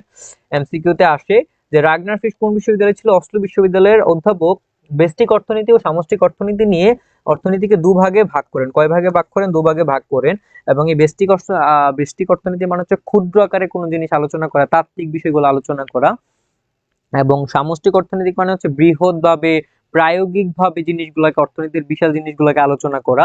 মাইক্রো জিনিসটা আসছে হচ্ছে আমাদের মাইক্রোস থেকে, গ্রিক শব্দ, এবং ম্যাক্রো জিনিসটা আসছে হচ্ছে আমাদের গ্রিক শব্দ ম্যাক্রোস থেকে, ঠিক আছে। এটা এমসিকিউতে আসে। তারপর আমরা দেখবো যে, সরি, এই যে বেস্টিক শব্দটি ইংরেজি মাইক্রো গ্রিক মাইক্রো শব্দের বাংলা শাব্দিক, যেটার অর্থ হচ্ছে ক্ষুদ্র, অতি ক্ষুদ্র। ঠিক আছে, এই জিনিসটা এখন আমরা একটু আগে আলোচনা করেছি, আশা করি তোমরা বুঝতে পারবা। এবং সামষ্টিক শব্দের ইংরেজি প্রতিশব্দ হচ্ছে ম্যাক্রো, এবং গ্রিক শব্দ হচ্ছে ম্যাক্রো, যার বাংলা অর্থ বড় বা সামগ্রিক অথবা লার্জ অথবা হোড। পৃথিবীর আওতাভুক্ত কোনো বিষয়কে যখন সামগ্রিক বা জাতীয় পর্যায়ে বিশ্লেষণ করা হয় তখন তাকে সামষ্টিক অর্থনীতি বলে। সবাই ক্লিয়ার কিনা একটু বলো তো? অর্থনীতির যে কোনো বিষয়ের সব এককের আচরণ বা কার্যাবলী সমষ্টিগতভাবে আলোচনা করা হয় এ শাখায়। যেমন সামগ্রিক চাহিদা, সামগ্রিক যোগান, সামগ্রিক ভোগ, তারপর হচ্ছে সাধারণ মূল্যস্তর, মজুরি স্তর, জাতীয় আয়, সামগ্রিক বিনিময় ব্যয়, জাতীয় সঞ্চয়, নিয়োগ স্তর প্রভৃতি সামষ্টিক অর্থনীতির উদাহরণ হিসেবে স্বীকৃত। এবং আমরা যদি ব্যষ্টিক অর্থনীতির উদাহরণ দেখি, সেটা আমরা দেখবো যে ব্যক্তিগত চাহিদা, যোগান, আয়, ভোগ, সঞ্চয়, বিনিময়, কোনো একটি উৎপাদন প্রতিষ্ঠানের আয়, ব্যয়, মুনাফা প্রভৃতি ব্যষ্টিক অর্থনীতির উপাদান। অর্থাৎ ব্যক্তিগত ক্ষুদ্র আকারে যে জিনিসগুলো আলোচনা করা হয় সেটা হচ্ছে ব্যষ্টিক অর্থনীতি, এবং বড় পরিসরে যে জিনিসগুলো আলোচনা করা হয় সেটা হচ্ছে সামষ্টিক অর্থনীতি। ওকে, তোমাদের কিছু কোশ্চেন থাকলে আমরা কোশ্চেন নিয়ে আজকে ক্লাসটা শেষ করব। আপাতত ক্লাস এতটুকুই। হুমায়ুন ইফরাত ভাইয়া, আপনি কি এখানে রেগুলার ইকোনমিক্স ক্লাস নেন? হ্যাঁ, আমরা শুরু করেছি ফ্রি ক্লাস দিয়ে, এখন থেকে আমরা রেগুলার ইকোনমিক্স ক্লাস নিব, এবং হচ্ছে আমি জিকে ওইখানে পড়াই। সো তোমরা দেখতে পারো, এবং আমার যে চ্যানেল সেখানে হচ্ছে বিভিন্ন ভিডিও আপলোড আছে বিভিন্ন টপিকের উপর, তোমরা সেখানে আমাকে ফলো করতে পারো। ফারজানা বলেছে ক্লিয়ার, শারমিন আক্তার বলেছে ক্লিয়ার, দ্যাটস গ্রেট। তোমরা একটু আমাকে জানাও যে ক্লাস কেমন লেগেছে, ভালো লেগেছে কিনা, কোন কোন জায়গায় তোমরা বুঝতে পারো না এই জায়গাটা জানাও, এবং এটার পর আমরা হচ্ছে শুরু করে দিব। ঠিক আছে, এটার পর হচ্ছে আমরা শেষ করব, নট শুরু করে দিব। আই নো তুমি ইয়ার guys are so boring, so I hope আমাদের ক্লাস শেষ করে দেওয়া দরকার। মহিউদ্দিন দেওয়ান বলেছে ক্লিয়ার। ওকে, সো তোমাদের কোনো প্রশ্ন নাই তাহলে? ঠিক আছে, সো আমরা হচ্ছে ওভারঅল সবগুলো শেষ করলাম। ঠিক আছে, সো আশা করি তোমরা হচ্ছে কি ইনশাল্লাহ হচ্ছে আমাদের নেক্সট ক্লাসগুলোতে থাকবা, এবং হচ্ছে প্রত্যেকটা ক্লাস এনজয় করবা, এবং নেক্সট ক্লাসের সব টপিক আমরা এবং সবকিছু আমরা জানাই দিব। তোমরা হচ্ছে সবাই আমাদের হোয়াটসঅ্যাপ গ্রুপে অ্যাড হয়ে যাও, যেটা ক্যাপশনে দেওয়া আছে, এবং আমার পাশে থাইকো, আমার চ্যানেলকে সাবস্ক্রাইব করে দিও। অধ্যায় পাঠ যেটা, সেটা সাবস্ক্রাইব করলে তোমাদেরকে ট্রিট দিব, any kind of treat you want to get from me. Okay, so এতটুকুই আজকে। ধন্যবাদ সকলকে, দেখা হচ্ছে নেক্সট কোনো ভিডিওতে, নেক্সট কোনো ক্লাসে তোমাদের সাথেই। ভালো থেকো, আসসালামু আলাইকুম।